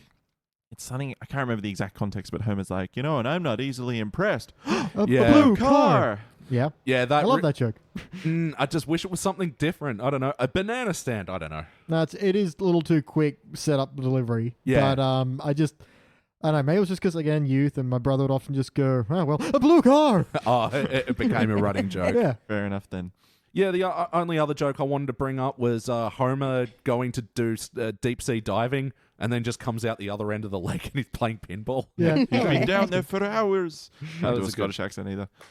Like it took a little long to execute, but I liked the joke. Yeah, it works. Any other? I thought he was going to Um, be cuddling up to Nessie there Yeah. at some point. Because my brother does listen to this. Hey, Phil, a blue car. It is time to rank this thing. Yes, it is. Jordan. I feel like I'm going to be a bit mean here. Uh-oh. I'm going to give it a silver. It's fine. I don't think it deserves a bronze. I liked it more than that, but I think it was because I kind of maybe I'm still riding the wave of euphoria from the first episode, and so this one was like, oh, it's not as good. I didn't like it as much. The letdown is the story is so kind of wishy-washy, and it kind of just leaps from place to place with no real kind of proper links. It's tenuous links. So yeah, I'm gonna give it a silver. All right, and I agree with you. I'm giving it a silver, and it's really always gold throughout, but then the ending, like I mentioned all the problems I had with the ending, it just kind of grinds to a halt, and yeah, that's all I got to say about that. BT? I'm going to say, let's see. It is fair to say there's not a hell of a lot of plot here. Pretty much my entire notes are just quotes. Yeah. But on the other side of that coin, my entire notes are just quotes. It does suddenly just screech to a halt and end, but I'm going to gold this one because I've mined far too much good material for this over the years That's fair enough. to ever should throw much shade on it. But yeah, it's not a cubic because it's not flawless in the fact that it's not brilliantly structured as well as hilariously funny. It's just funny. Sure. And Sheridan? He's right. It is a very quotable episode, but I'm still going to go silver because A I feel man like it jumped stands around a alone. little too much. All right, that's fair enough. But still, overall, a good episode. Yeah. So what's that? A shiny silver? Shiny, shiny silver. And yep, this will be only our fourth shiny silver so far. Ooh. It'll be joining Weekend at Burnsy's, A Nice. Hunker Burns in Love, Nice. and Springfield Up. All the Wow. Burnsy episodes. Yeah. Yeah, there we Interesting. go. It seems some of you don't know who the best character is. I'm confused. Yeah. And How often has the HD episode been unanimously better than the teens episode? Never. Once. Okay. Yeah, I honestly can't think because there's very few episodes from the HD which get anything higher than a bronze. Yeah. Why don't you go to the index and let us know in the comments? Yeah. All right, guys. So we're going to do our final episode for the evening. We're going all the way back to season 4 to do Homer the Heretic. Oh, I love you, Elliot. Heretic. Heretic. Yeah, Heretic. you're You're right. right the first time. All right. We'll be back.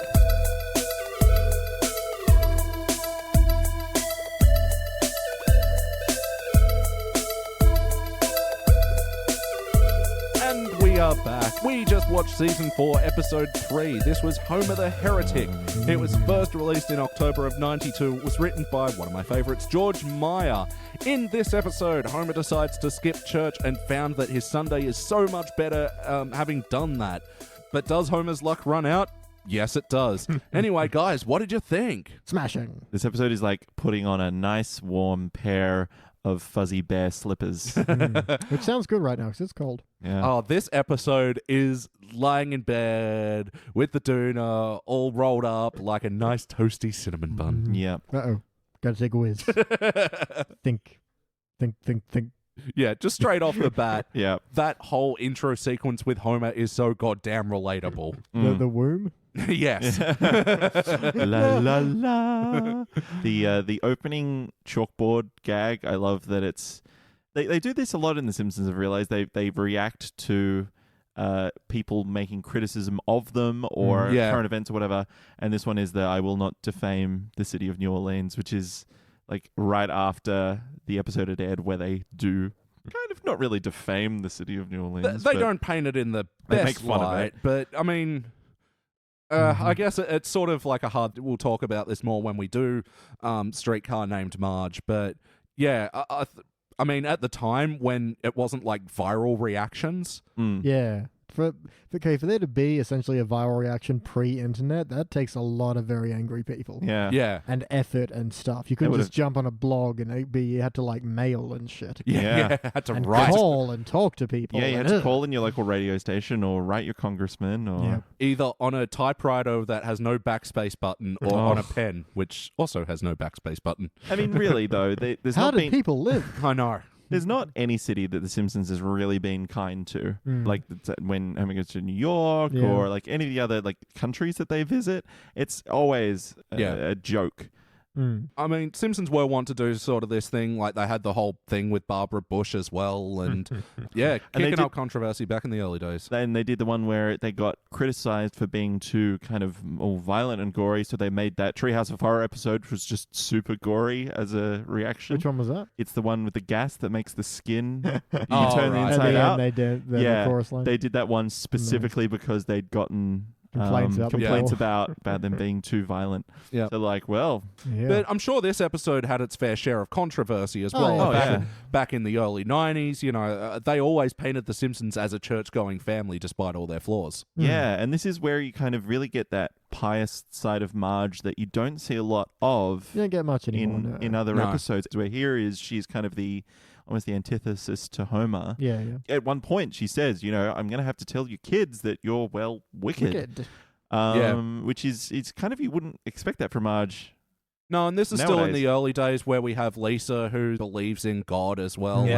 And even, but like, I feel like the newer episodes, like the times that they do go to church, it's for Marge. Like, I don't think Yeah. any of the Simpson family believe in No. God, especially Maggie.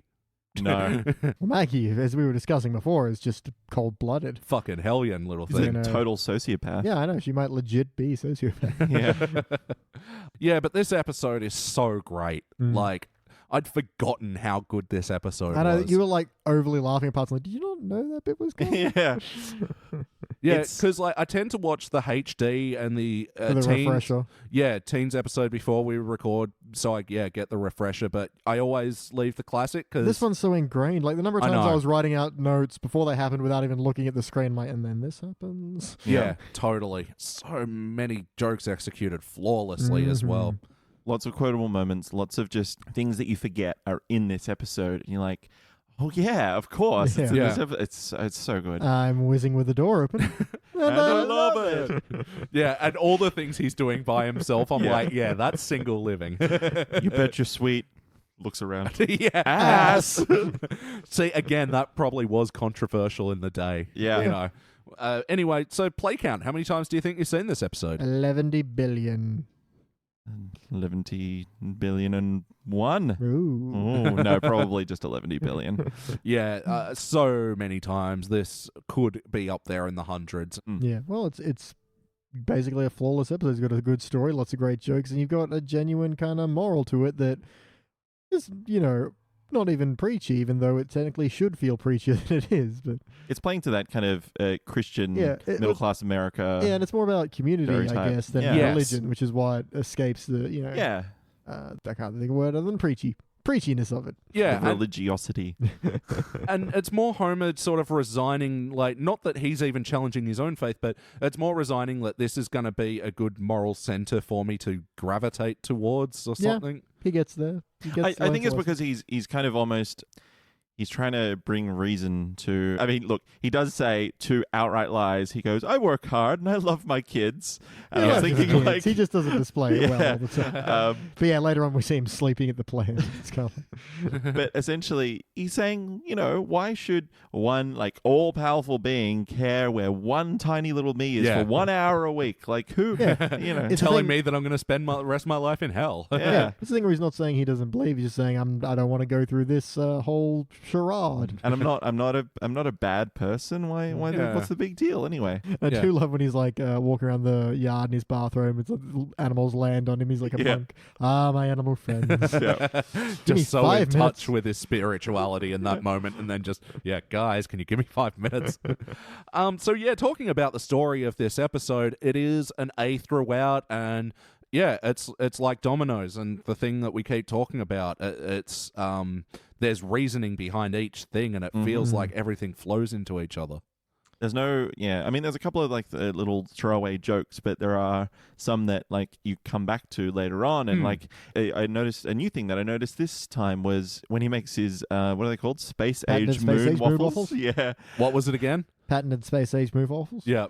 Which are caramels, waffle batter, liquid smoke wrapped around a stick of butter with a toothpick. Fun fact, there's a YouTube channel called Bigging with Babish. Dumb name, but they actually try and make it, and they just destroy a waffle iron because you put the caramels in it. It's just the end of the clip is him just stabbing sugar. it. That's the thing. When he makes it and he opens it up and it's like a black mess. Yeah. Later on, when you see Marge come back, that's she's right. like trying to dig all the shit out and I never noticed that before. I'm like, it's like again, it's subtle. It's subtle. They don't draw attention to it. It's just there if you saw it, and if you didn't, hey, next time. Yep. I will say they also do some other things, like they make a flaming mo on that YouTube channel. But then they kind of do a Mythbusters thing where if the way the show doesn't work, they go back and find a good way to do it. So they actually make a good flaming mo. Yeah. Any memories of parts of this episode that influenced you throughout the years? So many memories. Yep. Every single quote that we're just about to do. Yep. But do you memories? Yes. Come on. Warm cinnamon bun. Yeah. Just lying there like, okay, I do have to whiz, but I'm so happy. Sometimes, when I'm like, there's a situation that I can't go up, I always still go, think. Yeah. And it doesn't really work, but whenever I do find a 5-cent coin, because to our American listeners, that's the smallest denomination coin that we have, I'll still go, I found a penny. Yeah. I was born a snake handler, and I'll die a snake handler. Yep. Oh, so many good moments. Jeez, how can we forget? That's game, Hendrix. Oh. You, me, and Danny say that all the time. I know. I feel bad that Danny's not here for that one, just for that line alone. I'll have to buy him a cake or something. Any jokes that might have flown over your head? Most definitely. Oh. IUD, defined as love springs eternal. I don't get it. An IUD is... Intrauterine device. That's the one, thank you. So it's basically a contraceptive that you kind of need, not surgery exactly, but they kind of put it right up you if you're a woman. It's embedded in the wall, I think, and it releases kind of the hormones, so it blocks you getting pregnant. Yeah. Oh. So apparently it's super effective, but you can have all kinds of problems like if it gets dislodged, bad shit, and, so super effective, it has problems, but you also have to kind of like, apparently insertion is not going to be fun. You do have to get professionals who insert it. Yep. Do not IUD at home, kids. Female contraceptive is fucking scary as fuck. Yeah, there's some crazy ass shit out there. Yeah. Just wear a condom, guys. Stay safe, people. Well, even condoms aren't 100%. I know, but Use multiple. Why not? Where to? Yeah. It's better than having basically what equates to 2 clothes pegs shoved up your vagina. Well, I mean, fortunately, I guess they're not popular these days. Like, because they've just got the thing that you can put in your arm now. So, How does that work, though? ultimately, did this feel like an episode of The Simpsons? 1,000%. Yes. It's impossible. No one can give more than 100%. By definition, that's the most any one person can give. I will say, though, there is one small lapse in integrity. Really, do tell. Flanders isn't at church. It's true. Why isn't he at church? He's home to see the house on fire. That is true. That's it. And Maybe he went to the earlier service. Churches do multiple services. Yeah, true. Why That's isn't he at both? yeah, that's what I feel like, yeah.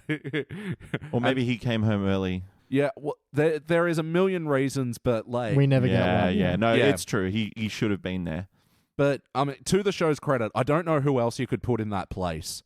No one else. It was all too perfect. Yeah. His whole scene of like, first of all, very really awesomely animated, like when the floor breaks underneath him, his legs are kicking above the fire, and he's got that Simpsons round belly body. Well, that's why I was like, isn't Flanders stacked? Like, why he is later, but he looks very fat there. in this, he's always got that. He's a very similar Homer shape. He's just smaller.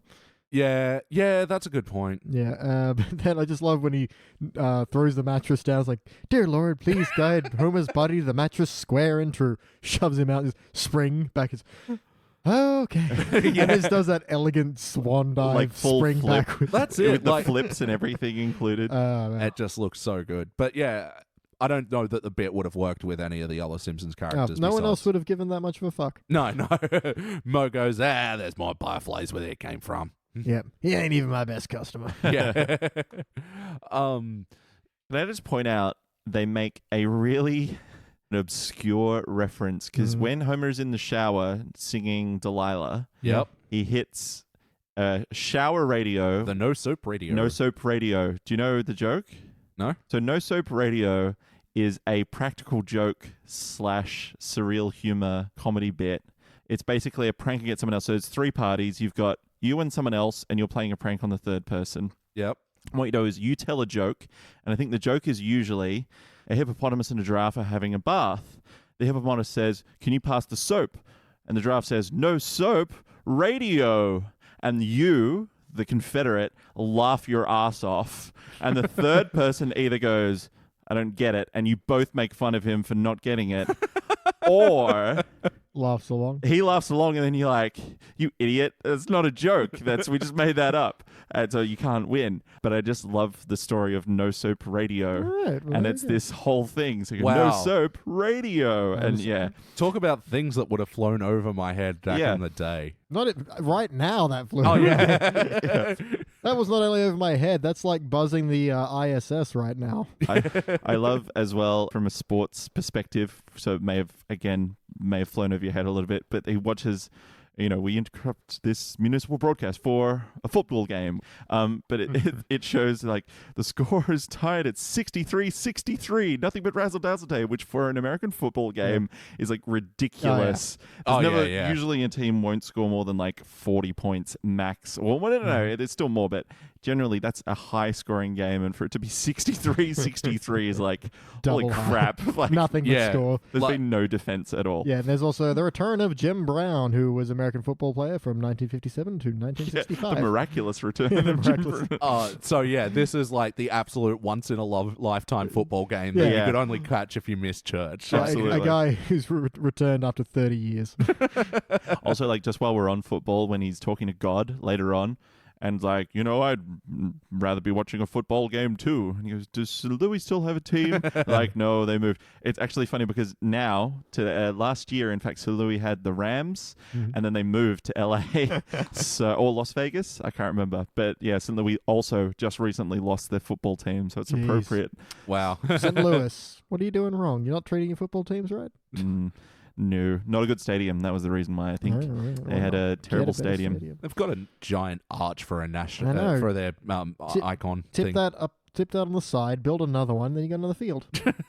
Hey, So other things about feeling like an episode. Yeah, this was 1,000% Simpsons. Story was on, characters were on. Yeah, I mean, I really like how Homer, throughout the course of his hedonism, mildly offends everyone who then comes to rescue him. And it's done very organically. It's not in a way you feel like, well, they're setting up for later. It's just like, they're just funny little asides, and then it gets meaning later rather than, well, this is leading somewhere. Yeah, because what we're seeing with the HD episode is like, plot point, Homer's not going to church. One person does a joke around it, and then Homer's moving on to another thing. Like contract negotiations with his magical sandwich or some bullshit. Hey, that sandwich has some high demands. So yeah, feeling like an episode, but how was the wackiness? It wasn't super wacky. I mean, there was sentient fire. Yep. That goes straight for the oily rags and et cetera, et cetera. Yeah, the box in the basement labeled oily rags. I like that. There was another little like subtle bit where the fire's starting up, and it starts with a cigar onto the play dudes, and then over to the electrical point, which has like 5 double adapters hanging off it. Which total fire hazard. But I like how it just runs really quickly along the cord to it. Also, another bit that I actually liked, it was kind of wacky, but it was when it gets to Homer's hair, it reminded me of Looney Tunes, the way his hair burns like a dynamite fuse. Yeah, it went left to right, and then the next one went right to left. Yeah, I really like that. Yeah, very Looney Tunes following the gunpowder sort of animation. Yeah, I like that. In terms of other wackiness, Apu's infant son is guarding the store with a shotgun. Still good. I have waited for this day. The bullies are just open mouth, shocked. Yeah, brilliant. Thought that they had their afternoon of stealing planned, but nope. It's beautiful. You could say the dreams are maybe wacky, but they're dreams. They're dreams. Yeah. And a good thing that only got pointed out to me recently, that God has 5 fingers in this. Ooh.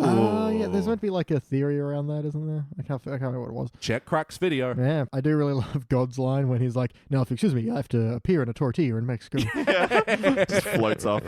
And Homer's just waving at him. Yeah. Oh, that is so beautiful when they do the transition of the waving and he's in bed just drooling. Marge is looking, what the hell is he thinking? Yeah, and I knew the dream was special because I usually dream about naked Marge.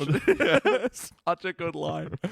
Because I like it especially because the camera like pans just and so her face is just in the foreground. And she's like, The other wacky bit, how is that the only door in the church? It's like, that's the only exit. That's a fair point. Yeah, that's a fire hazard, guys. Yeah. Guess Christians don't believe in fire hazards. I don't know. I haven't read the Bible. Somewhere in the back. Yes, I have. You tried to. You didn't make it all the way. No, I did it. All of it? Yeah. Wow. I did it like over the span of 6 months. It was my toilet book. Wow.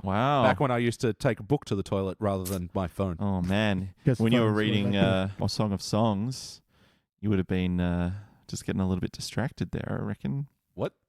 This is what makes you think you didn't read. Song of Songs is like, it's almost like love poems, essentially. The whole book of the Bible, and I think it's the Old Testament. It'd be Old Testament. That sounds old school. Yeah. Oh, okay. I think it's Song of Songs. Or there's the bit where like a goat talks, or they pick a new apostle by drawing straws. Wacky shit in the Bible, kids. Yeah, the wackiness. I remember Leviticus is this weird mix of God's plan for his interior design specs for a church. Yeah, and it's like really trashy. Yeah. It's like all gold, all with jewels. You're like, violet drapes. That sounds gaudy as fuck. Yeah, is this Trump's church? Like, yeah, let me read you verse 1, chapter 1. Can you get a little into the mic? Chapter 1, verse 1. Song of Songs. Let him kiss me with the kisses of his mouth, for your love is more delightful than wine. Pleasing is the fragrance of your perfumes. Your name is like perfume poured out. No wonder the young women love you. Take me away with you. Let us hurry. Let the king bring me into his chambers. Yeah, it's in the Bible. Getting warm in here. Yeah. Wow. Was that a Bible quote or was that some Barry White lyrics? Yeah, that's a good game. Like how you Bible quote or Barry White. Yeah. There's a good one as well. Kung Fu or Porn. Yeah, that's a great one. Golden Sword. Fists of Fury. On your honor. Enter the dragon. That's a niche video. But other wacky bits, the bit where the real God saves Flanders' house from burning down. Yeah, little rain cloud, little rainbow. Yeah. It was, really cute. You know what I like about that is it's the... We've had... This is almost another unintentional theme. It's almost the exact opposite of another episode, the Hurricane Nettie episode, where it's like, instead of the religious pious guy's house getting blown to smithereens and everyone else being fine. It's the god acting on his Ned's dedication. That's right. Yep.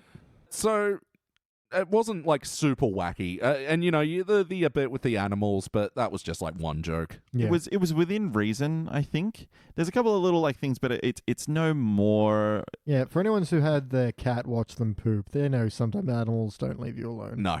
Yeah. It's true. But how about the heart of this episode? It was there. Home Alone. It wasn't like Thump's heart, but it was warm fuzzies kind of heart. It was almost on the theme of heart, almost heartbreak. With you really felt for Marge because she felt like she was losing her husband almost. Yeah. And the way she was like, "Look, I'm only going to ask you one more time." Yeah. Because she was obviously so disappointed with him. Yeah, can't make me choose between my God and my husband because you won't win. Like, there that's you a go, hard moment. taking someone else's side again. Flanders, the water department. Yeah. God. Yeah. But also, like, when she's trying to pray and he's like, Marge, begging for come sex. to bed. And, like, touching her hair, like, stroking it up and down. It's good for what ails you. And She just moves down. Yeah. And she's like, because she's obviously actually worried, but he's, like, so unconcerned by this. He had a really good day. He was trying to cap it off. Yeah, so. exactly. I also noticed in that scene that like Simpsons have these like red sheets. I'm like, ooh, that's very porn star. I'm going to guess it's probably got something to do with the fact they're yellow and that's going to be a contrast and animation thing. But that's why their walls are so like hyper pink. Like apparently the color palette in The Simpsons only works because they're so yellow, and you can see evidence of that with the Family Guy crossover where you're like, oh wow, it doesn't work. Like, I was not paying that much attention to that episode. Yeah, because you watch Futurama as well, and because they're flesh tone characters, the backgrounds are more blues and greens. Contrast with that. No, it makes a lot of sense. Yeah. While we're talking about colorization, the dream sequence that is another example of what I really liked. That the kind of the way they do it, because especially the way they kind of make it really menacing at the start, because it's God coming to Comes punish. in and rips the roof off. Yep, and he's yelling at Homer, and why do you forsake your God? And this thing, and all the colors are very like, it's like a lot of the horror, like that one where Marge gets agoraphobia. Yeah. And she has that idea of like the swirling whirlpool thing, and everything's purple and it's a little bit Fantasia green and and then as Homer is like, I'm not a bad guy, and then it gradually warms up. Yeah, and gets softer with the whites and the shine. Yeah, and I love the halo of light around God. Yeah. It's very cool. And you can never see his face, obviously. Just like the parents in Snoopy. Yeah. You do know that he's got perfect teeth, a nice smell, an all-around class act. I know. And played by Harry Shearer as well, and like, oh my god, what a delivery. It's like Lovejoy squared. Yeah. But then he goes, I don't like that Reverend Lovejoy. But yeah, Lovejoy's like more of that fucking what is it? Condescending. He's got the great line in this, is like, whether they be Christian, Jewish, or miscellaneous. Hindu. There are 700 million of us. Oh, that's super. Reverend Lovejoy is condescending. No, that's the word. Evangelical, like those ones that you call up on the and donate on the teller lines. And if you feel the Lord, you call and give me $5. And you can see evidence of that back in the season 1 episode. Krusty gets busted. Bring all your crusty toys and burn them, It's true. And in the sermon, he's a bit like that. As he was cast in the fiery depths of hell. I love that. And they're all warming themselves up to that. Burning sulfur. Oh, I'm there. Heart moments as well. Yeah, it wasn't like your romantic or even your family love. It was, more of a spiritual thing. And like I said, there was a nice sense of community when everyone kind of joins together to help out. And even like Homer's spiritual side, which I guess is expressed through these dream sequences, coming to peace with it. Don't worry, Homer, 9 out of 10 religions fail in the first few months. I think we do need to bring up, what episode this is, 48? Roundabout there. It's taken 48 episodes. Yeah. We've finally had an accidental theme cover all 3. Yes. Elliot, you want to take it away? Oh my god. So, talking about the playlist, we accidentally made a Ducks playlist tonight. Yay! The Duck Crossing, and this is one that stuck with me over the years because back when my family used to live in Glenhaven, very sort of rural suburb, and yeah, ducks crossing had happened all the time, and Mum constantly was like, "Oh, they're so cute." You ducks are really trying my patience. But they're Perfect so delivery. cute. Yeah. So there we are, the Ducks playlist. Yeah. Feels good. Feels Yeah, good. look at that. Take these 3 episodes and find other ones and make a Ducks playlist.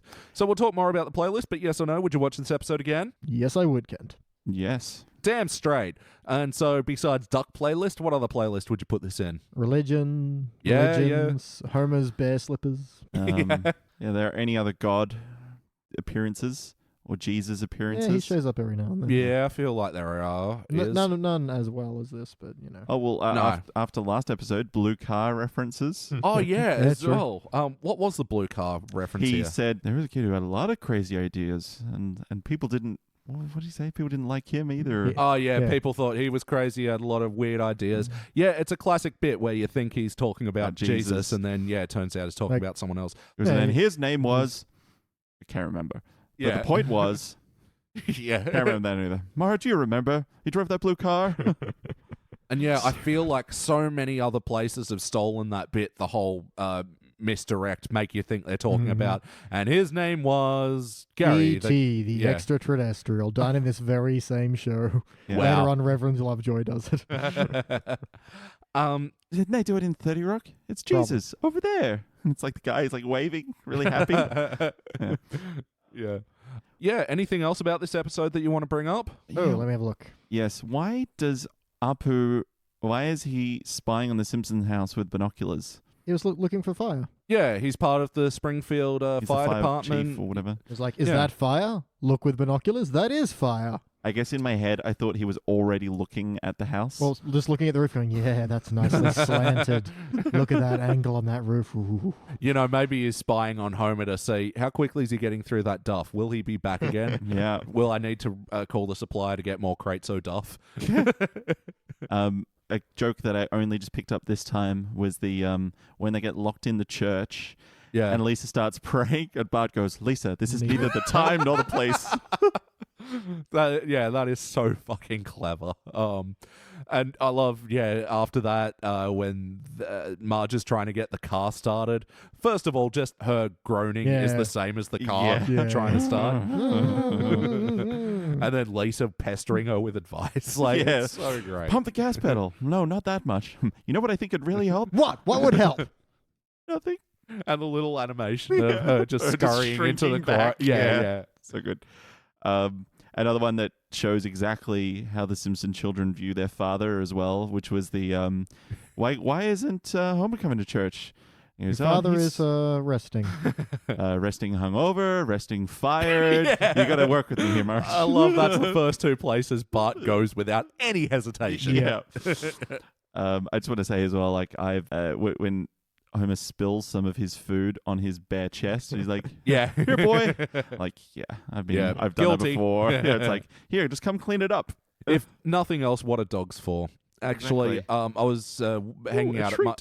I was hanging a out at my brother's place on the weekend, and yeah, he's got 2 little kids and a dog, and the little one who's still in a high chair spills anything off like their dog immediately on it. I'm surprised she isn't just hanging around underneath, like, there's going to be something soon. It's going to be something. She was like that at Thing One's birthday party earlier this year, and yeah, a couple of brothers' friends brought around their newborn baby who just fucking spewed. Oh, no. At one point, like, you know, the tiny little things, and then just all of a sudden, milk volcano. Like, that's It's like more The Exorcist, volume yeah. that was in that child to begin. Yeah. How? And then the mother was like, "Oh my god, I'm so sorry." Sister-in-law's like, "Oh, don't worry about it, Roxy." And then immediately, Oh, no. Roxy's happily eating up breast milk vomit. And yeah, Calcium. How was the mood in that room? well, I mean, it's just, you know how parents are really fucking gross. Yeah. And they're like, Yeah. "Have you ever had your baby doing yellow shits?" "Oh my god, yellow shits!" And you just Oh, do. you know it goes all the way up their back? Like, ugh. And childless person, you're just Never. standing there white-faced and like, "I'm getting a vasectomy." Yeah. I'm going one further. I'm just going to chop the whole thing off. Ah, extreme, but it'll work. Okay. Yeah. Yeah, other bits you want to bring up? When a fire starts to burn, there's a lesson you must learn. Something, something, then you'll see. You'll avoid catastrophe. Another Pass favorite out. of my mum's that she liked to sing all the time around the house. Have to point it out. It is funny because he forgot the part that you meant to remember. Most critical Yeah. part. I'm trying to figure out what it could be because it's got to fit in like 3 syllables. Stop, drop, and roll, maybe? I think it's like get down low or something. Yeah, maybe. Get down low and then you'll see. Yeah. Because you don't stop, drop, and roll until you're actually on fire. Yeah, True. yeah. Very true. But yeah, when a fire starts to burn. We could Google it, but I couldn't be bothered. Yeah, it might just be a song they made up for the thing. Also, we were talking about Lisa's piety in the early kind of seasons. I do like the line that she comes, because it is a classic Lisa line, but it's just with that religious spin. Is the Dad? Can I ask you something? Sure, honey. Why are you dedicating your life to blasphemy? Yeah. Perfect, Lisa. But it suits her nature as Yeah. well. Even like if she's not religious anymore, that's still her being inquisitive and Yeah, but like having her own opinions about things and kind of being a little bit condescending too sometimes. Yeah, I wanted to bring up the best day ever. Homer going through, could this be the best day ever? Yeah. Thinks about his wedding and the time a beer truck And spilled then- on the side so he can dance in a fountain. Prancing in his underwear. That animation is brilliant. Yeah. I'm going to gift that tomorrow. That is so great. We have a new champion. He does have a very good day. Oh, yeah. Can anyone decipher this note? I was talking about the car chase scene. Yep. With Flanders. Oh, yes, that's right. Dad, the heathen's getting away. Yeah. That whole car chase sequence with Flanders beautiful. and the song as well, intercutting them bugging Homer at various points. Gonna be a flatty. Yeah. Slam the Zor in the face. Yeah. And are they referencing any particular movie where Just with the car music? chases in Yeah. general, I think. It feels like those stings, da-da, da-da. Yeah, it feels like it's referencing something specific, but I'm not sure. I feel like yeah. a Starsky and Hutch or something like Yeah. that, maybe. Well, when we get to the playlist, I was about to say. Already did. Yeah, we did. Oh, did we? Shit, Yeah. sorry. Car chases? Car Ducks. chases. I was going to think of, because the other one where Homer's chasing Flanders with the golf clubs, Terminator. Yeah, like yeah. the Terminator one. Yeah. Very reminiscent of that. Yeah. Just the way the camera works here and zooming in on Flanders when he goes, I see him, son. And, Yeah. it's filled with... This episode is so damn dense. I was just thinking, for The Simpsons at this point, this is where they're being not the polar opposite, but the opposite to everything on TV at that point. So that obviously that's why they do the whole questioning religion thing, but in keeps with that kind of Brady Bunch feel, with also completely the opposite. I know, it's, Well, no, ultimately it weirdly does have a pro-Christian message, this one, but Yeah. not in a way that bugs me as a... yeah, it doesn't attack you with it. It doesn't insist. It's still giving validity to other religions at the same time. Yeah. And saying, we're all helping, and they said God worked through your friends, essentially, whether they be, whatever religion they are. So it's still a kind of a religious morals story. But while still not being afraid to have digs at it, like where Homer goes, don't worry, honey, if I'm wrong, I'll just recant on my deathbed. Yeah. It doesn't bother me because it's not saying Christianity is the one and only kind of true Yeah, religion, and that God is not necessarily the Christian God. It's this concept of God that works through various ways. And it's more about caring than it is about the specific dogma. Oh, I was about to say, because Homer even talks about it a bit earlier when he's like, what if we're Choosing the it's wrong the religion? Every day he's making God madder and madder. Yeah. And that's what makes it so effective when, they have all the characters interacting with Homer about their beliefs. Mo with the snake handler, Apu with Ganesha, I forgot about Krusty with collecting money for the Brotherhood of Jewish Clowns. This is a religious thing. No religious clown thing. There were rainbow wings and floppy shoes everywhere. I really want to know what the hell happened in Lubbock on that fateful day. I know, right? But yeah, even Homer like slightly mocking as well. Hey, Ganesha, you want a peanut? Not. Please don't offer my God a peanut. But then them all being part of the volunteer fire brigade to come and help him at the end. Yeah, and Such a good heart Wiggum's in the volunteer fire brigade as well. He just can't get enough of public service. Yeah.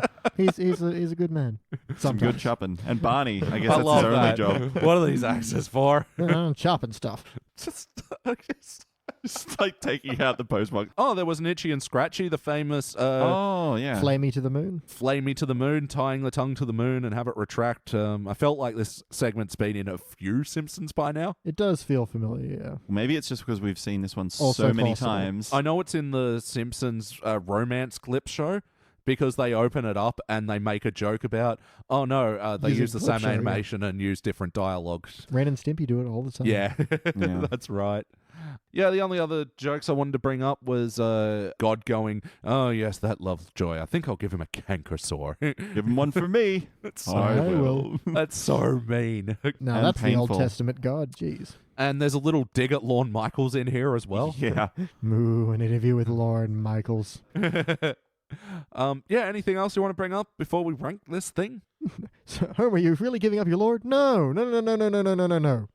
Well, Oh, yes. The whole reason for him not going to church in the first place was that his damn scratchy church pants and just Yeah, rip yeah. wide rip open. Rip, total right rip. through the. Which, to be fair, is a pretty good reason. I do love that bit of animation where he pulls and you see his face. He's like, I'm not going, and he just waddles up the stairs. Yeah, and you yeah, can see still this holding huge his rip. pants. Yeah. That was so good. I wrote the line ulterior motive. I don't remember what it was that from. was when they're having dinner with Reverend Lovejoy. And Yeah. Marge's like, Oh, yeah. well, I hope you don't mind, but I invited you here on an ulterior motive. And he's What? just shocked. Yeah. It's like, I've never.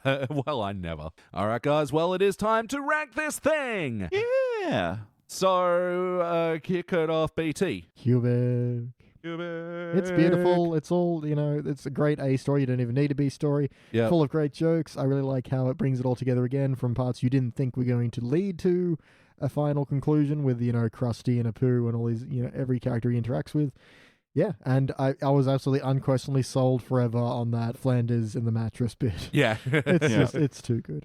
Total. All right, Jordan. This is in, I think, my top 5 Wow. episodes of all time. So gold. I love, yeah. So Silver, no, I absolutely love this episode. There's so much crammed in. There's so many good, it's like the quintessential Cubic for me. Yep. All right. And yeah, I concur wholly. This is such a Cubic. The only problem I have with it is why isn't Flanders in church? But again, this is one of those things. You forgive the lapse in that sort of logic because the material around it is so damn solid. And it's one of those things where they could explain it, but that's going to be like 30 seconds of your life you don't need to spend explaining it. Yeah, you could just do exactly. it. I've got a theory. Yeah. Lovejoy hates Flanders and his constant, worrying. He's like, Ned, why don't you just skip the 9:30 service this Sunday and I'll catch you up later. Wasn't it like, Ned, we're out of fruit punch. We need you to go get more Christian fruit punch. Yeah. Yeah, there is some lofty excuse Yeah. that you could use, but yeah, like you said, it'd be a waste of time Yeah. in this already incredible, dense episode, which definitely gets a cubic zirconia from me. Sheridan, what do you think? Oh, I think it was quite good. I believe it's deserving of the highest honor of a cubic zirconia. I Oh, also wow. wish I had those slippers that often feel like a warm cinnamon bun, but then I have to whiz. Think, Sheridan, think. All right, Sheridan, that is a definite cubic zirconia from you and not anyone else that's impersonating you. Certainly not. All right, and this becomes a unanimous cubic zirconia. Yay. Joining all the other great episodes, especially ones from season 4, Lisa the Beauty Queen, Mr. Plow, Marge vs. the Monorail. I still remember Lisa the Beauty Queen really surprised me at how great it was. I didn't even realize. Yeah. But yeah, this joins other classics like Flaming Moe's, Lemon of Troy, Bart sells his soul. Yeah, the unanimous cubic zirconia, like, it's actually reassuring how many episodes do fall in that category. yeah. Because, yeah, cubic zirconia is the most populated category, Really? fortunately. Yeah, Wow. just beating out bronze. I mean, it's going to be, that's going to tilt. There's going to be Yeah. a point. We haven't done our wasteland yet. So. No, that's right. Anyway, that has been episode 48 of the Simpsons Index. Jordan and Beej, thank you for joining me in the dank this evening. You are so welcome. Whenever the wind whispers through the trees, it'll speak the name BT. And I am your host, Elliot J. O'Neill. Ladies and gentlemen, that's all the mustard in the dank. Thank you for checking out the Simpsons Index podcast. Don't forget to go to www.thesimpsonsindex.com for the spreadsheet and information about upcoming episodes.